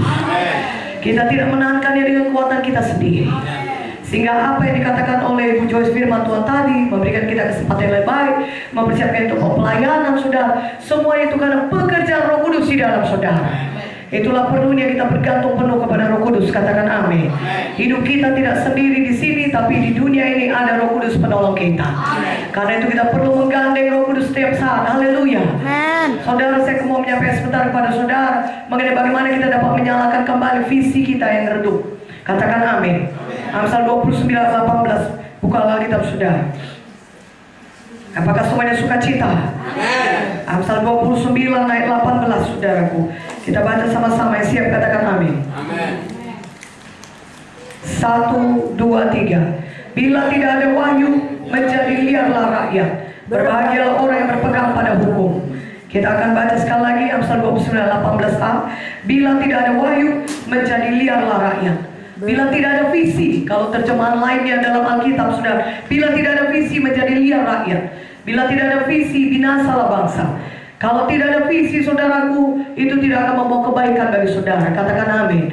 Tapi visi itu adalah sesuatu yang sudah ditaruh oleh Tuhan dalam hidup saudara ketika saudara lahir baru. Kalau saudara punya visi, dan pasti saudara punya visi, karena itu datang dari Tuhan. Katakan amin. Amin. Semua anak-anak Tuhan yang lahir baru, Tuhan berikan visi dalam hidupnya. Tuhan sudah taruh itu dalam hati saudara. Tuhan sudah tanamkan itu dalam hati saudara. Seperti Yusuf saudara, sejak dia usia masih muda, ada visi Tuhan yang besar dalam hidupnya. Demikian juga kita semuanya anak-anak Tuhan yang percaya kepada Tuhan, yang sudah lahir baru, ada Tuhan taruhkan visi dalam hati saudara ketika saudara lahir baru. Dan seiring dengan pertumbuhan rohani kita, visi itu pertama-tama jelas Tuhan nyatakan dalam hidup kita. Makanya banyak hamba-hamba Tuhan cabang saudaraku yang bisa bersaksi ketika mereka, saudaraku, pertama kali datang, ya bahkan mungkin hanya beberapa bulan tinggal di GKI, mereka sudah merasakan panggilan Tuhan untuk menjadi hamba Tuhan. Padahal mereka mungkin masih baru tamat TDRK, katakan amin. Mereka mungkin baru saja tamat training pelayanan, masih muda umur rohani mereka, tapi mereka sudah merasakan ada Tuhan taruh dalam hati mereka, mereka harus menjadi hamba Tuhan. Karena memang setelah kita lahir baru ada visi yang ditaruh Tuhan dalam hidup kita. Nah saudara, tapi banyak anak Tuhan yang visinya kembali redup, visinya hilang, atau visinya mati saudara. Sehingga anak Tuhan itu sudah setiap hari Minggu dia memang masih kebaktian, bahkan dia memberikan persembahannya, tetapi kehidupannya sudah rutinitas saja. Bahkan dia mungkin sudah mengambil satu pelayanan, tapi tidak ada gairah dalam melayani. Kenapa? Karena visinya sudah redup, visinya sudah hilang, hidupnya rutinitas. Saudaraku, kalau rutinitas saja hidup kita akan mematikan visi Tuhan. Katakan amin. Akan membuat saudara hilang visi. Kalau saudara menjalani kehidupan kerohanian saudara rutinitas, saudara akan hilang visi saudara, akan mati visi saudara. Tuhan tidak mau visi saudara hilang, Tuhan tidak mau visi saudara mati. Katakan amin. Dan saudaraku, Tuhan berikan visi yang besar kepada kita. Jangan takut. Kalau ada Tuhan, ada dikatakan Tuhan visi yang besar, seperti Yusuf tadi saudara, jangan takut. Jangan berkata aku tidak sanggup melakukannya. Jangan menyerah. Katakan amin. Nah saudaraku, Tuhan mau saudara menjalankan visi itu. Dan ketika kita menjalankan visi itu, Tuhan pasti memberikan kelengkapan kepada kita. Katakan amin. Tuhan memberikan kelengkapan itu kepada saudara. Tuhan pasti memberikan kelengkapan itu, dan sudah memberikan itu kepada saudara. Jika saudara maju terus, pastikan saudara menjalankan visi yang daripada Tuhan. Amin. Jangan hidup sedang-sedang saja. Jangan hidup rutinitas saudara. Tahukah saudara sedang-sedang mediokritas? Saudaraku, kita harus menjalankan visinya Tuhan. Visinya Tuhan itu adalah hidup yang paling baik bagi saudara. Itu yang paling baik. Mungkin saudara berkata sebelum saya ikut Tuhan, hidup saya sudah cukup baik. Saya tidak kekurangan apa-apa. Saya punya mobil, saya punya pekerjaan yang baik. Mungkin untuk beberapa orang bisa berkata demikian ketika dia datang kepada Tuhan. Saya punya profesi yang baik. Seperti Ibu Mute, dia seorang dokter spesialis sana, hidupnya baik. Dia tidak kekurangan uang. Mungkin beberapa dari saudara bisa berkata demikian, hidupku sudah baik. Tetapi tahukah saudara, kalau saudara menjalankan visinya Tuhan, hidup yang terbaik menjadi milik saudara. Amin. Karena hidup kita bukan hanya untuk di dunia ini saja, tetapi hidup kita adalah hidup yang kekal. Tuhan punya rencana dalam hidup kita, visi daripadanya. Sehingga kita selama kita tinggal di dunia ini, hidup yang terbaik bagi kita adalah hidup menjalankan visinya Tuhan. Sehingga kita jangan hidup kita sedang-sedang rutinitas, mediokritas sudah. Cek kehidupan rohani kita. Bagaimana kehidupan pelayanan kita? Bagaimana kehidupan rohani kita? Apakah kita puas? Kita hanya sekedar datang ke baktian terus pulang? Kita hanya sekedar datang ke baktian memberikan persembahan, dan kemudian kita mungkin punya satu pelayanan di gereja, entah sebagai ini ada tugas kita di gereja, dan kemudian kita berkata itulah hidupnya yang sudah cukup bagi kita. Hidup rutinitas, menjalankan demikian saja hari lepas hari. Tuhan punya visi yang dari Tuhan bagi saudara. Ya, Tuhan sudah taruh itu. Apakah nyala api kita sudah tidak ada lagi, saudaraku? Nyala api kita sudah redup. Visi yang daripada Tuhan yang Tuhan taruh dalam hati kita, yang menyala-nyala. Misalnya anak Iar sudah, setelah dia tamat dari Iar, mungkin dia menikah saudara, dan kemudian dia bangun sidang, tapi tidak ada lagi gairah melayani Tuhan. Saudaraku, ya, atau ada anak-anak Tuhan yang dipanggil Tuhan untuk menjadi hamba Tuhan, tapi kemudian dia dapat pekerjaan yang baik, dan kemudian dia mendapat saudara seorang suami atau istri yang baik, dan dia berumah tangga, dan kemudian dia lupa akan visi daripada Tuhan. Saudaraku yang kekasih dalam Tuhan, pada hari ini nyalakan kembali visi saudara yang ada. Nyalakan kembali visi yang dari Tuhan. Amin. Tuhan mau kita sampai kepada panggilan Tuhan dalam hidup kita. Tuhan mau kita menjalankan visi daripadanya. Biar kita sama seperti Paulus yang berkata, aku telah sampai kepada garis akhir. Aku telah menyelesaikan pertandingan imanku. Sehingga kehidupan kita di dunia ini bergairah hari lepas hari. Karena ada panggilan Tuhan yang harus kita kejar. Ada panggilan, ada visi daripada Tuhan yang harus kita genapkan dalam hidup kita. Haleluya. Seorang hamba Tuhan sudah ada di dalam Alkitab yang visinya yang luar biasa tapi menjadi redup. Yaitu siapakah dia, saudara? Musa. Musa lahir ketika bangsa Israel mau dibunuh oleh Firaun. Firaun memerintahkan anak laki-laki semua dibunuh. Oleh karena itu ibu Musa menyembunyikan Musa. Tapi ketika dia bertambah besar tidak bisa lagi disembunyikan. Maka mereka layarkanlah Musa dalam satu keranjang di sungai Nil. Dan oleh pimpinan Tuhan, saudara, Musa akhirnya disusui oleh ibunya sendiri. Amin. Di sungai Nil itu ditemukan oleh putri Firaun. Putri Firaun berkata, oh ini tentunya anak daripada budak Israel, bangsa Israel. Carilah siapa inang pengasuhnya. Dan kemudian dapatlah ibu Musa sendiri, Tuhan yang memimpinkannya. Amin. Dan ibu Musa mengasuh Musa, saudara. Beberapa tahun waktu itu untuk mengasuh seorang anak, saudara, mungkin 4-5 tahun sampai ibu Musa menyusui dia, membesarkan dia. Tentunya pada saat umur Musa 4-5 tahun, mamanya sudah mengajarkan bahwasannya dia orang Israel. Amin. Bukan orang Mesir. Jadi sudah tertanam dalam hati Musa dari Tuhan visi daripada Tuhan membebaskan bangsa Israel dari perbudakan Mesir. Dan kemudian Musa dikembalikan kepada putri Firaun. Dan di Mesir Musa diajari banyak ilmu, termasuk ilmu perang. Suatu hari ketika Musa sudah dewasa, dia berjalan-jalan, dia melihat bangsa Israel dipukuli oleh bangsa Mesir. Hatinya bangkit, saudara. Dia marah, dia bunuh orang Mesir itu. Dan akibatnya dia harus melarikan diri dari Mesir. Perbuatannya ketahuan. Bersembunyilah Musa jauh-jauh, saudaraku, di padang Midian sana, saudaraku. Dan akhirnya dia ketemu dengan istrinya di sana dan mertuanya Jethro. Dia mengembalakan domba Jethro, mertuanya. Saudara tahu, Musa di sana hidupnya sudah senang. Dia punya mertua yang baik, dia punya keluarga yang baik. Ketika dia pulang ke rumah, ada anak-anak menyambut dia, ada istri yang baik mengasihi dia, bahkan mertuanya pun mengasihi dia. Satu hidup yang berkecukupan, tidak kurang apapun. Suatu keluarga yang baik.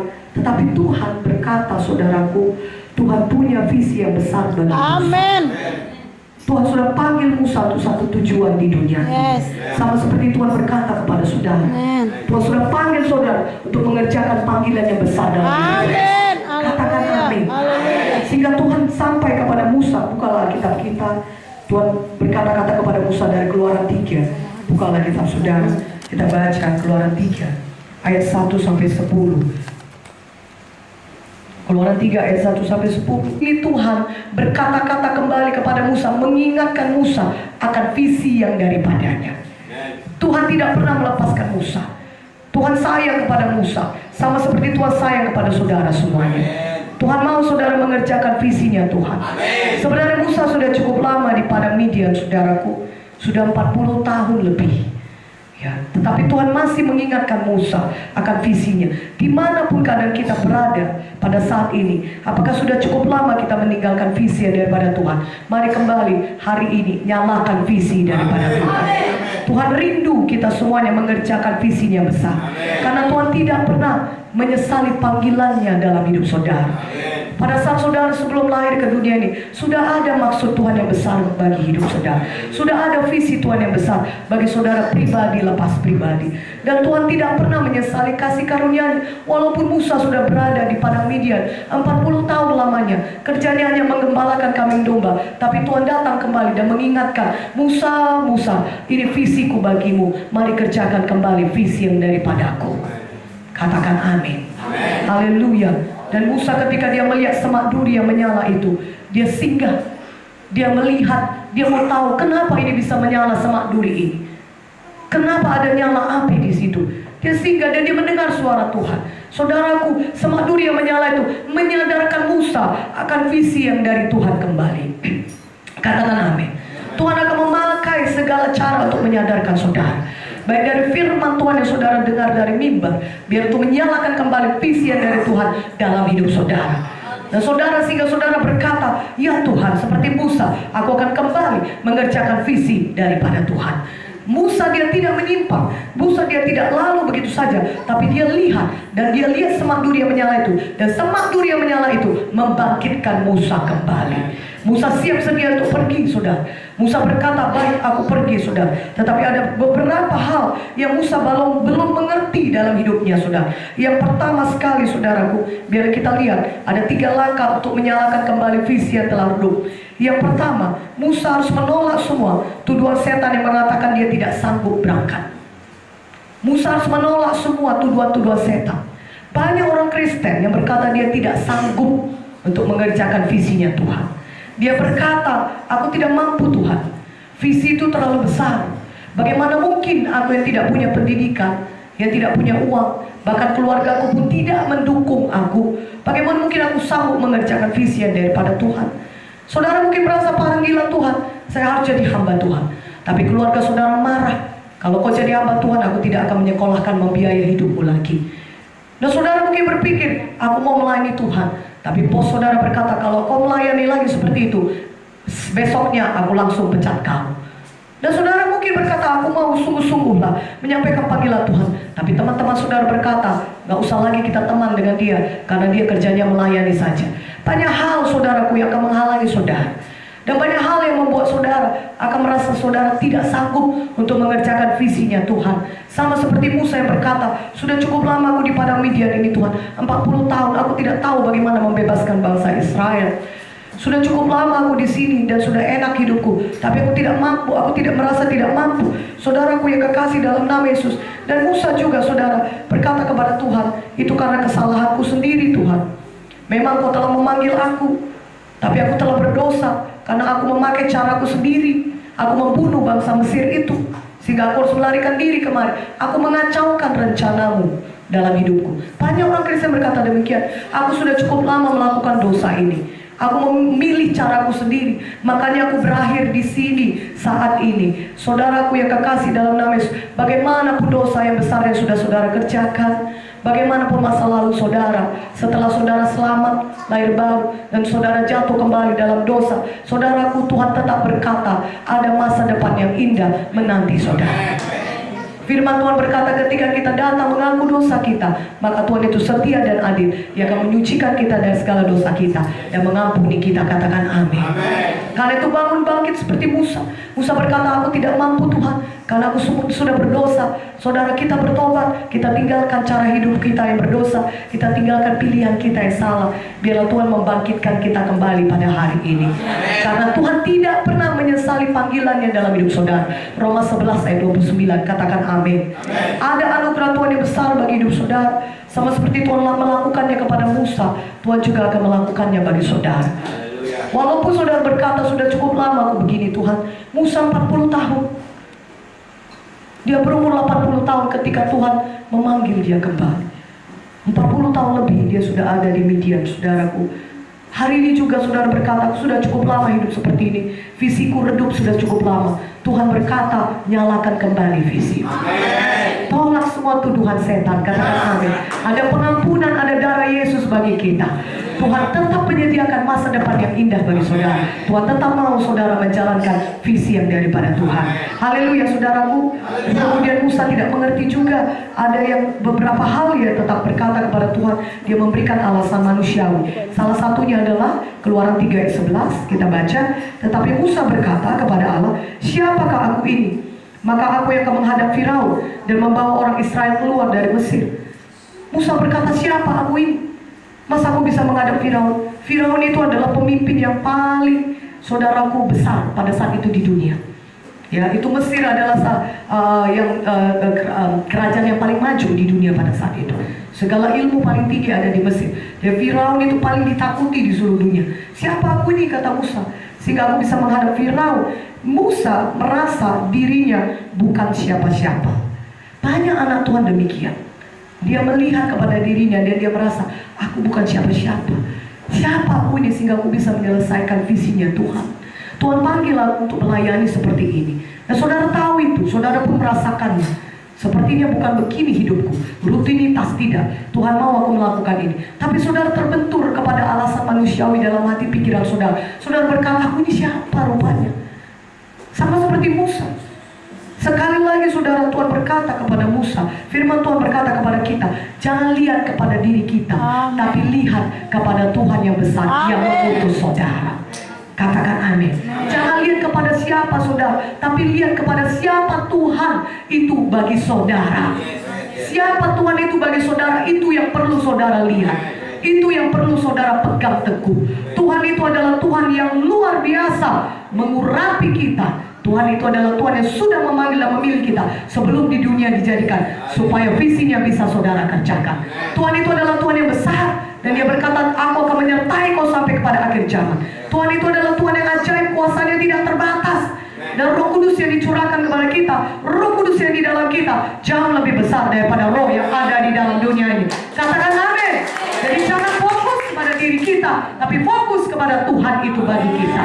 Siapa Yesus itu bagi kita, itu kita harus mengenal Tuhan lebih dalam. Katakan amin.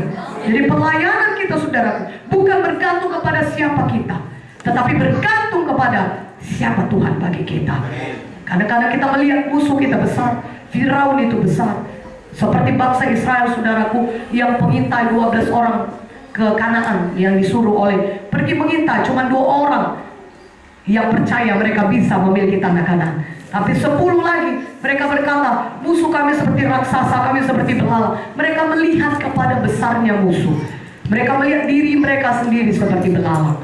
Pada hari ini Tuhan ingatkan kita, jangan lihat kepada besarnya musuh, jangan lihat kepada belalangnya kita saudara, jangan lihat kepada diri kita, lihat kepada Tuhan yang besar yang bisa memakai kita. Haleluya. Katakan amin. Dan saudara, Musa bertanya lagi, Tuhan siapakah engkau? Makanya Tuhan berkata Keluaran 13:14, siapakah engkau? Harus aku katakan kepada mereka, siapakah yang mengutus aku ini? Lalu Musa berkata kepada Allah, tetapi apabila aku mendapatkan orang Israel yang berkata kepada mereka, Allah nenek moyangmu telah mengutus aku kepadamu. Dan mereka bertanya kepadaku, bagaimana tentang namanya? Apa yang harus kujawab kepada mereka? Firman Allah kepada Musa, aku adalah aku. Lagi firmannya, beginilah kau katakan kepada orang Israel itu, akulah aku telah mengutus aku kepadamu. Saudaraku yang kekasih, dalam nama Yesus, yang mengutus kita adalah Tuhan. Tuhan segala Tuhan, Raja di atas segala raja, Tuhan yang menciptakan langit dan bumi, yang kuasanya tidak terbatas, yang kuasanya dahsyat. Haleluya. Itulah Tuhan yang mengutus kita. Amin. Tuhan yang memakai saudara. Amin. Tuhan yang sudah mencurahkan kuasa Roh Kudusnya dalam kita, sehingga kita bisa menjadi saksinya, bukan hanya di kota kita ini di Bitung, tapi juga di Judea, Samaria, sampai ke ujung bumi. Haleluya. Itulah Tuhan yang sudah mengurapi kita dengan kuasa Roh Kudusnya. Katakan amin. Di dalam terjemahan aslinya, I am that I am, not I was that I was, or I will, or that I will.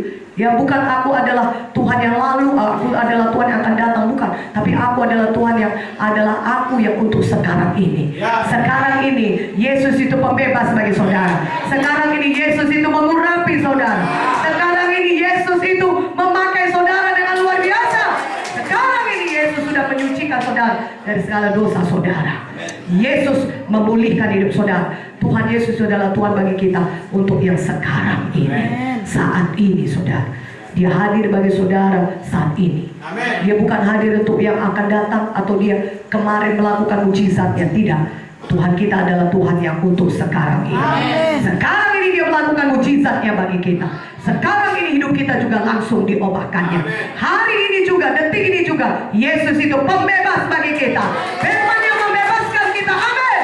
Dan kita bisa semangat menyala untuk mengerjakan visinya Tuhan. Katakan amin. Tuhan berkata dalam Lukas 10:19, aku telah memberikan kepadamu kuasa untuk menginjak ular dan kalajengking. Tuhan sudah berikan kuasa kepada kita. Ya, Tuhan memang ada di sorga, tapi Dia berikan kuasanya kepada kita.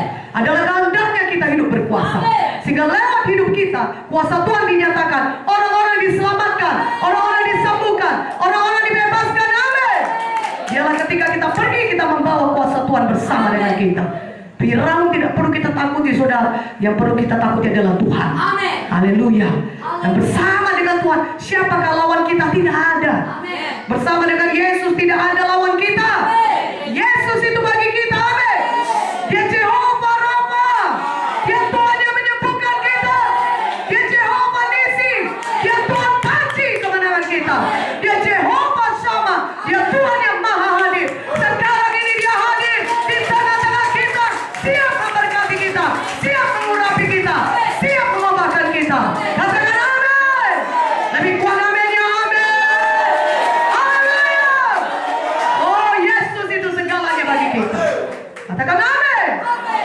saudaraku. Karena itu kita tidak perlu takut.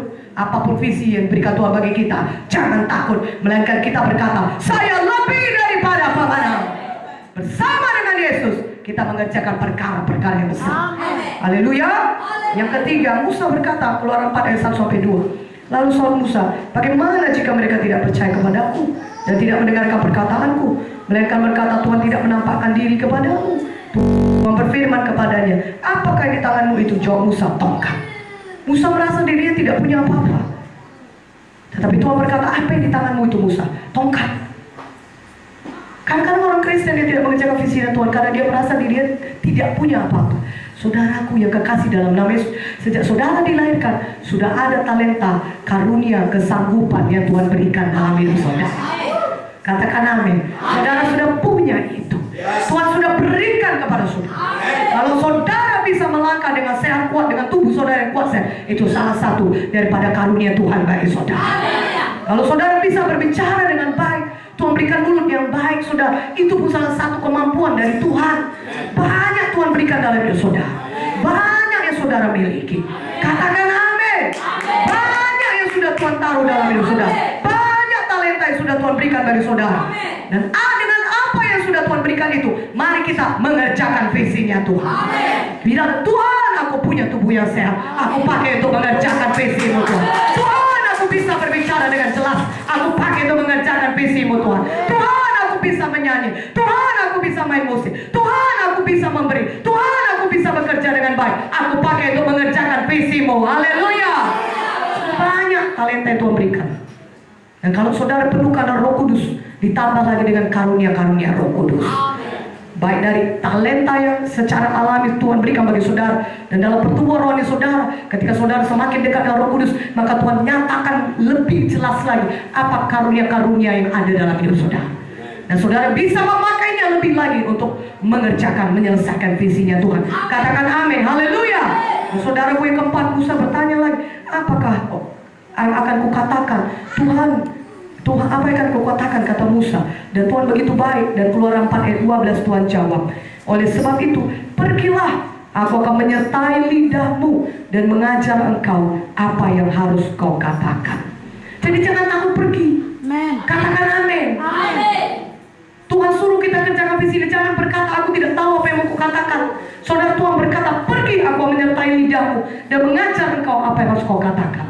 Kadang-kadang kita, kalau jemaat kita, saudara, ajari mereka untuk pergi dan berani pergi bersaksi menginjil. Katakan, Tuhan akan mengajar engkau. Ya, kalau sudah bagian yang sudah menghafal ayat penginjilan, jangan tetap diam saudara di rumah, tapi pergi saja. Nanti pada waktunya, kemana dia berjumpa dengan jiwa itu, Tuhan akan mengajari saudara. Tuhan akan menaruhkan ke dalam mulut saudara apa yang saudara katakan. Katakan amin. Saudaraku, Roma 10:8 berkata, Roma 10:8, tapi apakah katanya ini? Firman itu dekat kepadamu, yakni dalam mulutmu dan di dalam hatimu. Itulah firman iman yang kami beritakan. Firman itu dekat dalam kita, dalam mulut kita dan dalam hati kita. Katakan amin. Firman Tuhan itu sudah ada di dalam kita.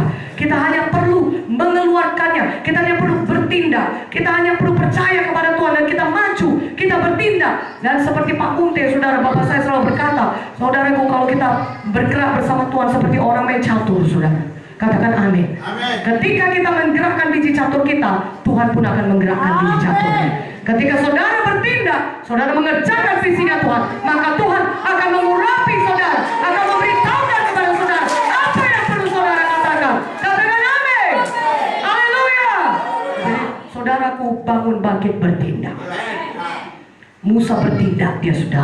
Maka yang kedua, dia bertindak. Dia berkata kepada Jethro, Musa bangun, Keluaran 4 ayat 18. Lalu Musa kembali kepada mertuanya Jethro serta berkata kepadanya, izinkanlah kiranya aku kembali kepada saudara-saudaraku yang ada di Mesir untuk melihat apakah mereka masih hidup. Jethro berkata kepada Musa, pergilah dengan selamat. Musa langsung bertindak. Dia tidak diam terus, saudara, di Midian. Dia susun strategi atau tidak. Dia langsung bangun bangkit dan bertindak. Dia menyala kembali visinya dan dia bertindak. Haleluya. Bertindak itu mulai dari hati kita terlebih dahulu. Katakan amin. Kita mulai dari hati kita. Kita percaya dalam hati, Tuhan sudah melengkapi aku, Tuhan sudah mengurapi aku, Tuhan adalah sumber kemenanganku, Tuhan adalah yang menyertaiku sampai kepada akhir zaman. Aku percaya segala kelengkapan yang aku butuhkan untuk menjalankan visinya Tuhan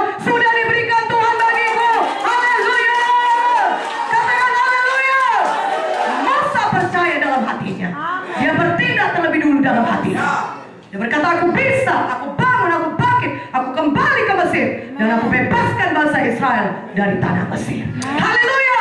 Kita bertindak dulu dalam hati kita. Kita berkata sebelum kubur kita sampai kepada jiwa yang mau kita injil, kita berkata jiwa itu pasti selamat, jiwa itu pasti sembuh, jiwa itu pasti bebas. Di sana akan dibuka KKS, di sana akan dibuka GKI cabang lagi. Haleluya. Mana haleluyanya lebih kuat? Haleluya. Amin. Sebelum pun kita sampai berjiwa, hati kita sudah bertindak terlebih dahulu. Amin. Sebelum pun saudara bertindak, saudara hati dulu. Katakan amin. Saudara berkata di sana nanti ada mujizat Tuhan yang luar biasa. Ketika aku letakkan sama orang sakit sembuh, gereja Tuhan dibuka di sana. Amin ya lebih kuat, amin ya. Ketika aku datang kepada pemerintah ini, dia terbuka hatinya, dijamah Tuhan hatinya, dikasihnya izin untuk KKN. Haleluya. Katakan haleluya. Lebih kuat haleluyanya. Ketika aku datang kepada teman-temanku, aku percaya nanti akan ada KKN di tempat sana. Amin. Kalau saudara pergi menginjil ke teman saudara, saudara berkata, nanti temanku pasti dibuka oleh Tuhan. Semua hatinya mereka percaya dan mereka semuanya masuk GKI ini. Mana amin yang lebih kuat? Amin ya. Haleluya. Ketika aku pergi ke tempat tetanggaku, selama ini aku sudah berbuat baik sama dia. Aku percaya Tuhan, ini harinya di mana dia diselamatkan, di mana dia dibebaskan, di mana dia disembuhkan. Saudara sudah bertindak terlebih dulu dari hati saudara. Saudara percaya Tuhan mengurapi saudara. Saudara percaya Tuhan melakukan tanda ajaib mujizat lewat hidup saudara. Katakan amin. Saudara kata Tuhan sudah berikan itu kepada saudara. Kelengkapan apapun yang dibutuhkan Tuhan sudah berikan Roh Kudusnya. Katakan amin. Tuhan berikan firman-Nya. Katakan amin. Dan Tuhan sendiri berjanji akan memegang kita dengan tangan kanannya yang membawa kepada kemenangan. Berikan kemuliaan bagi nama Yesus. Haleluya. Yesaya 60 ayat 1 sampai 3. Mari buka Alkitab kita. Yesaya 60 ayat 1 sampai 3. Katakan amin. Yesaya 60 ayat 1 sampai 3 kita baca sama-sama. Yang siap katakan amin. 1, 2, 3. Bangkitlah, menjadi teranglah, sebab terangmu datang dan kemuliaan Tuhan terbit atasmu. Sebab sesungguhnya kegelapan menutupi bumi dan kekelaman menutupi bangsa-bangsa, tapi terang Tuhan terbit atasmu dan kemuliaannya menjadi nyata atasmu. Bangsa-bangsa berduyun-duyun datang kepada terangmu dan raja-raja kepada cahaya yang terbit bagimu. Haleluya. Saudara, Tuhan berkata bangkit, bangkit. Kita bangun bangkit yang bertindak. Amin. Kita bangun bangkit bertindak. Kita mengerjakan visinya Tuhan. Visi yang redup kita nyalakan kembali. Haleluya. Salah satu daripada lambang Roh Kudus adalah api. Biarlah visi kita kembali menyala-nyala. Amin. Karena itu tandanya Roh Kudus penuh atas kita. Karena itu tandanya Roh Kudus limpah atas kita. Haleluya. Hati kita bertindak, tindakan kita juga kita tindakan. Katakan amin. Dan Tuhan berkata kegelapan menutupi bumi. Ya benar sudah.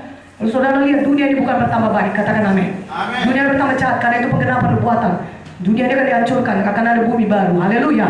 Yesus akan datang menjemput kita kedua. Jadi tidak ada yang bertambah baik. Tetapi orang kita yang kudus bertambah kudus. Dan karena itu saudara, kekelaman menutupi bangsa-bangsa, tapi terang Tuhan terbit atas kita. Kita anak-anak Tuhan bangun bangkit. Visi di dalam hati kita menyala-nyala. Katakan amin. Ada kemuliaan Tuhan nyata dalam hidup kita. Amin. Sehingga apa kata Tuhan? Bangsa-bangsa berduyun-duyun datang kepada terang kita. Raja-raja kepada cahaya yang terbit bagi kita. Dan Tuhan, anak-anak dunia ini menantikan penyataan anak-anak Tuhan. Kita harus bangun dan bangkit. Kita harus nyatakan siapa Yesus dalam kita. Ada terang yang luar biasa di dalam kita. Katakan amin. Kita hidup sebagai terang. Kita nyatakan, kita transfer terang Tuhan kepada sekeliling kita. Amin. Sehingga bukan hanya bangsa-bangsa, saudara raja-raja, penguasa-penguasa pun datang kepada kita. Haleluya. Katakan haleluya. Amin. Dan saudara, karena itu kita harus kenal. Dan saudara, siapa Yesus bagi kita.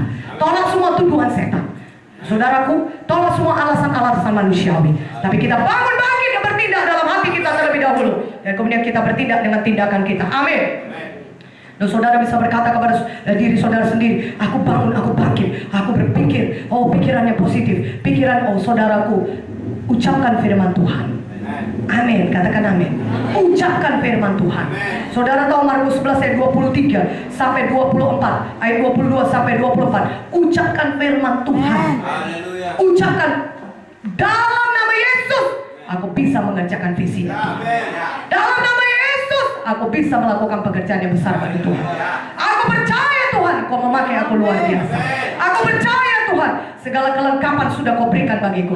Aku percaya Tuhan, aku bisa Engkau pimpin lagi untuk mengerjakan visimu terus menerus. Aku bisa mengerjakannya sampai kedatangan kedua kali. Aku sampai kepada garis akhir. Amin. Haleluya. Haleluya saudaraku. Haleluya. Tolak hidup sedang-sedang. Tolak hidup rutinitas. Katakan tidak kepada visi yang redup. Saya punya visi yang menyala-nyala. Saya kerjakan visinya Tuhan. Amin. Bangun bangkit dan bertindak. Yang ketiga saudara, bersandar sepenuhnya kepada kuasa Tuhan. Bersandar sepenuhnya kepada kuasa Tuhan. Keluaran 3:20-21. Tapi aku akan mengacungkan tanganku dan memukul Mesir dengan segala perbuatan yang ajaib yang akan kulakukan di tengah-tengahnya. Sesudah itu ia akan membiarkan kamu pergi, dan aku akan membawa orang Mesir berbuat hati terhadap bangsa ini, sehingga apabila kamu pergi, kamu tidak pergi dengan tangan hampa. Haleluya. Musa sudah sadar sepenuhnya bahwa bukan dengan kekuatan manusiawi dia bisa mengerjakan pekerjaan Tuhan. Bila kita sampai kepada kesimpulan ini juga, bukan karena kuat dan gagah kita, tapi semua karena pekerjaan Roh Kudus. Lebih kuat aminnya. Haleluya. Saudaraku, kemampuan manusiawi terbatas. Kemampuan teknologi juga terbatas. Kemampuan semua ilmu di dunia ini terbatas. Adalah baik memang saudara memiliki ilmu-ilmu tersebut untuk menjalankan pelayanan saudara, dan kita bersyukur untuk itu, tapi tetap terbatas. Saudara akan sampai kepada keadaan di mana saudara menyadari kenapa stagnan, kenapa berhenti, kenapa tidak berkembang, kenapa tidak bertumbuh. Mari kita kembali kepada firman Tuhan, bersandar kepada kuasa Tuhan. Lebih kuat amin ya. Bersandar pada kuasa Tuhan, amin. Jangan bersandar kepada pengertian kita sendiri. Sini Tuhan berkatakan, aku yang akan mengacungkan tanganku yang kuat untuk membebaskan bangsa Israel dari Mesir. Kalau kita mau mengerjakan visinya Tuhan, kita harus betul-betul bersandar pada kuasa Tuhan. Saya tidak berkata kemajuan teknologi tidak perlu, tidak. Kita justru harus memakai kemajuan teknologi untuk menyebarkan Injil Tuhan lebih luas lagi. Haleluya. Tetapi intinya kalau kita hanya bersandar kepada itu saja, dan kita berharap itu akan membuat gereja kita bangun dan bangkit, akan membuat orang-orang lebih banyak, selamat saudaraku, akan ada batasnya. Saudara kalian itu batasannya berhenti di situ. Tapi ketika saudara bersandar kepada Tuhan, kuasa Tuhan yang tidak terbatas akan menolong saudara, akan mengurapi saudara, sehingga saudara bisa menyelesaikan visinya Tuhan. Haleluya. Karena hanya kuasa Roh Kudus yang tidak terbatas itu yang akan membawa saudara pada satu pelayanan yang berkuasa, yang tidak ada batasannya. Akan membawa saudara kepada satu pertumbuhan, kualitas pelayanan yang tidak ada batasannya. Amin. Katakan amin. Katakan haleluya. Amin. Tetapkan hati kita saudaraku, bagus kita punya segala macam kemajuan teknologi. Amin untuk itu. Karena itu pun kepengetahuan datang dari Tuhan, dan kita pakai itu sebaik-baiknya supaya lebih cepat lagi kita memberitakan Injil. Tetap kembali kepada intinya. Firman Tuhan berkata, bukan kuat, bukan gagah, melainkan Rohku, kata Tuhan. Haleluya. Sehingga kita betul-betul harus penuh Roh Kudus. Kembali lagi kita, kembali persekutuan dengan Tuhan. Kembali banyak berdoa. Kembali banyak merenungkan firman. Kembali banyak memperkatakan firman. Kembali banyak bersekutu dengan Roh Kudus. Kembali banyak berkata-kata memperkatakan firman Tuhan ini. Amin. Kembali lagi tentu saudaraku intim dengan Roh Kudus. Kita bertanya terus-menerus setiap saat, Roh Kudus, apalagi yang perlu kulakukan? Roh Kudus, pimpin lagi aku. Karena Roh Kudus adalah Roh kebenaran yang memimpin kita pada kebenaran, dan dia juga Roh kuasa. Dia akan mengurapi saudara dengan kuasanya yang tidak terbatas. Sehingga setiap pelayanan saudara, saudaraku tidak perlu berhenti, tidak perlu berkembang, apalagi mundur. Tetapi saudara kalian, Tuhan akan bawa saudara dari satu kemenangan kepada kemenangan berikutnya. Tuhan akan bawa saudara dari satu kemuliaan kepada kemuliaan berikutnya. Bersandar sepenuhnya pada kuasa Tuhan, menyerah kepada Tuhan, dan katakan, Tuhan pimpin aku hanya melihat, memandang kepadamu, biarlah kuasamu memenuhkanku. Oleh karena itu perlu sekali kita, jemaat Tuhan, hamba Tuhan, pelayan Tuhan, kita semuanya harus penuh Roh Kudus. Katakan amin. Penuh Roh Kudus akan membawa saudara penuh kuasa Tuhan. Haleluya. Katakan haleluya. Banyak berdoa bersekutu dengan Roh Kudus. Banyak berdoa bertalu-talu. Banyak baca firman Tuhan. Karena dari situlah kuasa kita. Amin. Ketika kita berhubungan dengan sumber kuasa, maka dari situlah kuasa kita dapatkan dari Tuhan yang memberikannya kepada kita. Haleluya. Katakan haleluya. Apakah saudara mau penuh Roh Kudus malam ini? Nyalakan kembali visi saudara yang redup. Katakan amin. Semuanya kita punya visi yang menyala-nyala. Haleluya. Jangan takut walaupun saudara masih muda. Tuhan sudah berikan visi Tuhan kepada saudara. Pakai kuasa Roh Kudus. Tolak semua tuduhan setan. Bangun, bangkit, bertindak. Mulai dari hati saudara malam ini berkata, aku bisa, aku bisa, aku bisa. Karena Roh Kudus ada di dalamku. Haleluya. Mari kita semuanya bangkit berdiri, saudaraku. Mari kita penuh Roh Kudus.